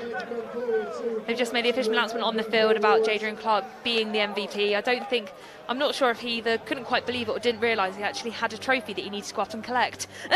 I know, it's a nice trophy as well. So congratulations to him. There he is. Yeah, it's something that he will be able to then take back to the States with him, show off. Hey guys, look, I am the MVP. And he gets his photo with Phoebe Schecter. What more could you ask for? Most valuable player 2024 and a game ball. And it's actually got the UWE Durham game ball with the logos of both teams on that football. I just noticed that. I thought it was a really nice touch. I've seen a few nice touches, haven't you now? Yeah. Making BUCS Big Wednesdays making this BUCS Big Wednesday, powered by New Balance, the best BUCS Big Wednesday yet. Absolutely right. Bigger, gets bigger and bigger every year. Obviously the last couple of years it was held at the University of Nottingham's David Ross Sports Village. This year been down at University of Loughborough. Have you enjoyed it today? I have. I love coming to Loughborough because I said this to James earlier, I feel that this is the home of university sport. When you look at Loughborough and the kind of history behind Loughborough and sports, how many times they win the BUCS table overall, how many amazing athletes they've had come through these doors and playing on these exact fields. It's incredible. They've had so many people represent Great Britain at the Olympics. They've had so many people represent Great Britain in so many different sports, and actually they've had so many incredible names that are still known today, and I think that that's what makes me really enjoy Loughborough and this place as a whole. And there's that UWE mascot. He's done a great job all day long. Congratulations to him on getting his gold medal as well, giving us some nice moves. Shaking it all out, these UWE Bullets now, and enjoying themselves, and why not? They deserve it. Yeah, they do. They played an incredible game today, and in fact it was just immaculate all round, making sure that once again they weren't scored on. They've now gone undefeated, but also I think this just shows right here, like this this scene that we're seeing is how much they come together as a community and really want to bring the community in. Having a mascot, having somebody alongside them that supports the team and that they want to support too, it's just so great to see. Here they are then, your champs receiving their medals. This could take a while though, there's so many of them. They're doing it in, look, they're bringing them up in threes. They're doing it as a team. You've got Tonya in the middle there, Phoebe's out there, and BUCS representatives are out there as well, helping out. Those rings, that's what it's all about, getting the bling. Come yourself to England, get yourself a ring. Yeah, get yourself a ring, but I think we can really give a shout out to the BUCS staff that have been running today, as even through all of the stoppages earlier in the day, through all of the match today and the work that they've all put in leading up to today. American football and organising American football events is difficult in itself, as we know from coming to many of them. But organising something like this, where you've got to have multiple teams in one space all at one time, it's an incredible task to take up. I know Tonya was there early in the morning handing out the passes to all the teams and getting them registered. And now he's here he is at the end of the day. I don't know what time it is now, it must be getting on a bit. Yep, it's 9:45 here in the UK. If you're watching in the States or you're watching around Europe, you're watching from different places around the world, because I know there's a real international flavour to especially the UWE team, but also in Durham. We know they've got some Italian players as well who do Durham. So if you're watching, thanks ever so much for joining us. We hope you've enjoyed the game, and that you will keep watching British American football, because it certainly has so much to offer. Yeah, and now that the uni season is over, we look forward to the start of the adult league in just a few weeks' time. Really, when you look at how many teams are starting to do their friendlies, how many teams already been prepping and getting pre-season training in, etc. That's going to be starting soon, and we'll be back to Brit Bowl before we know it. I know, and then you've got the Great Britain women's team with fixtures coming up through the summer, and the men's team also with fixtures coming up. The Great Britain men's team fixtures coming up, and then you've got all the prep going on for the Olympics in terms of flags. So there is so much going on in British American football at the moment, and it is an opportunity for you to get involved in any level you would like, whether that's the non-kitted version, the flag football version. There's Pete Jones getting his medal, congratulations to him. Whether you want to get involved in the kitted version of the sport or the unkitted version of the sport, whether you're a man or woman, just starting out and you're just a teenager watching this and think, I really fancy having a go at that, get in touch with your local team. There is a place for you on an American football team near you. You can go to the BAFA website and find out more. BUCS Big Wednesday kicks off tomorrow. There's going to be a lot of games going on, and it's going to be another exciting big event. You looking forward to that one, Tash? Yeah, massively. As somebody that has not only been involved in American football, but also during my time at university played netball, played a bit of volleyball, and also now I play what I would like to call British football, but some Americans call it soccer. So yeah, playing in lots of different teams and playing in lots of different sports tomorrow will be the spectacle of all of those sports, plus so many more coming to a head. Let's see if we can get you a look. There is Daniel Mayer. And these are the UWE Bullets. That is the head coach of UWE Bullets, surrounding himself with all those three-peat jerseys. And there he goes, holding that trophy aloft. Congratulations to the mighty UWE Bullets, who are champions 2024. As they were in 2023 and they were in 2022. They three-peat. Unbeaten and unscored on. The question is Dan Maher now looking to next year already? And in my head I'm thinking most probably yes. Enjoying this moment, but in the mind of a coach you've got to enjoy the moment and start thinking, hold on, how am I going to do this again? And what next for the Bullets? I mean, they will keep raising the standard, right? They're going to go. Daniel Mayer, I remember interviewing him 2 years ago and said to you know what next? You've reached the peak of the sport. And he said, Carl, I'm back recruiting tomorrow. It's just, you know, he loves doing it. He loves being at UWE. He loves the support that UWE offer the American football team. So UWE aren't going to take their foot off the gas. They're just going to keep going. Now, the other teams within British American football, within the BUCS Premier League, they're going to have to look at that model and decide, you know, we're going to try and stay with these guys, or is the gap going to continue to grow? I think the big thing is the gap could potentially continue to grow, because it is all down to the universities and how much the universities can fund these teams. Because at the end of the day, these aren't local teams where these players are paying their subs. These are teams that are university level. So we have to look for the funding. We've got James down on the field, and let's throw it down to James for the interview with the head coach, Daniel Mayer.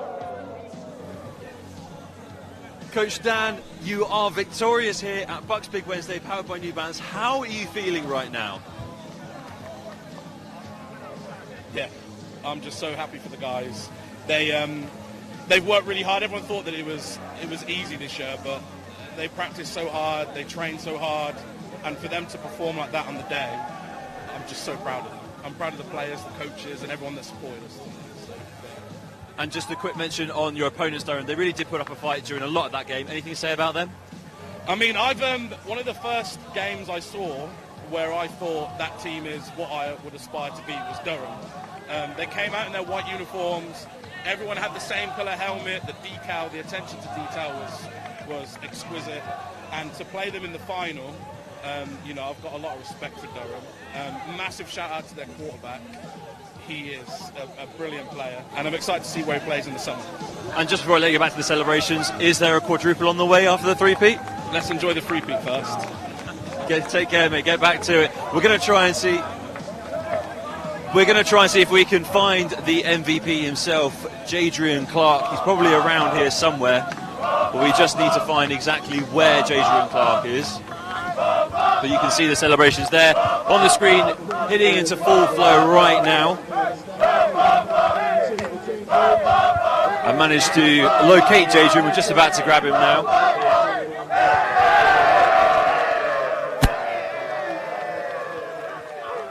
Here we go, Jadrian Clark, MVP. How does it feel right now to get the 3P and also get that personal accolade? Yeah, I mean, it feels amazing just to be a part of something. Obviously, the Bullets have already won 2 before I was here, so I was just a small part of the success today. Awesome teammates. Won it with my brother, Keanu, so it was unbelievable. Is there anyone else you want to shout out? Maybe some unsung heroes, potentially? Yeah, right. There's so many guys that started this, name a few, but, I mean, obviously, Dre Ruck showed up today, had an unbelievable game.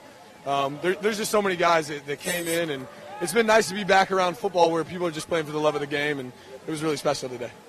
And just quickly before you go, I asked the head coach, the 3-peat's done, is a quadruple on the way? I think so. We got some young guys coming up. Manny, come here real fast. We got some young guys, young 15-year-old Manny. Maybe he's going to be a player for us next year. So. What did you think of that? That was good, but I have that in Durham. But oh my God, that was boys. Really good, impressive. What do we say? Go Bullets! Go for Bonnet! Awesome, thank you so much.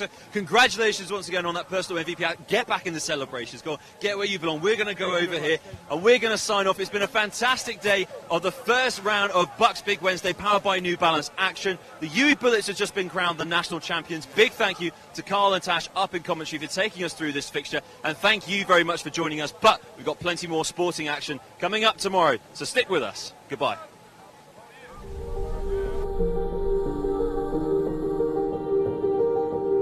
Welcome to BUCS Big Wednesday, powered by New Balance. It's the final play, and look at the celebrations, look at how much it means to Northumbria. And that is full time here, and Nottingham reigns supreme. And he will take it in for the second Loughborough touchdown. White will head for the corner, but he won't need to get there. The referee blows the full time whistle.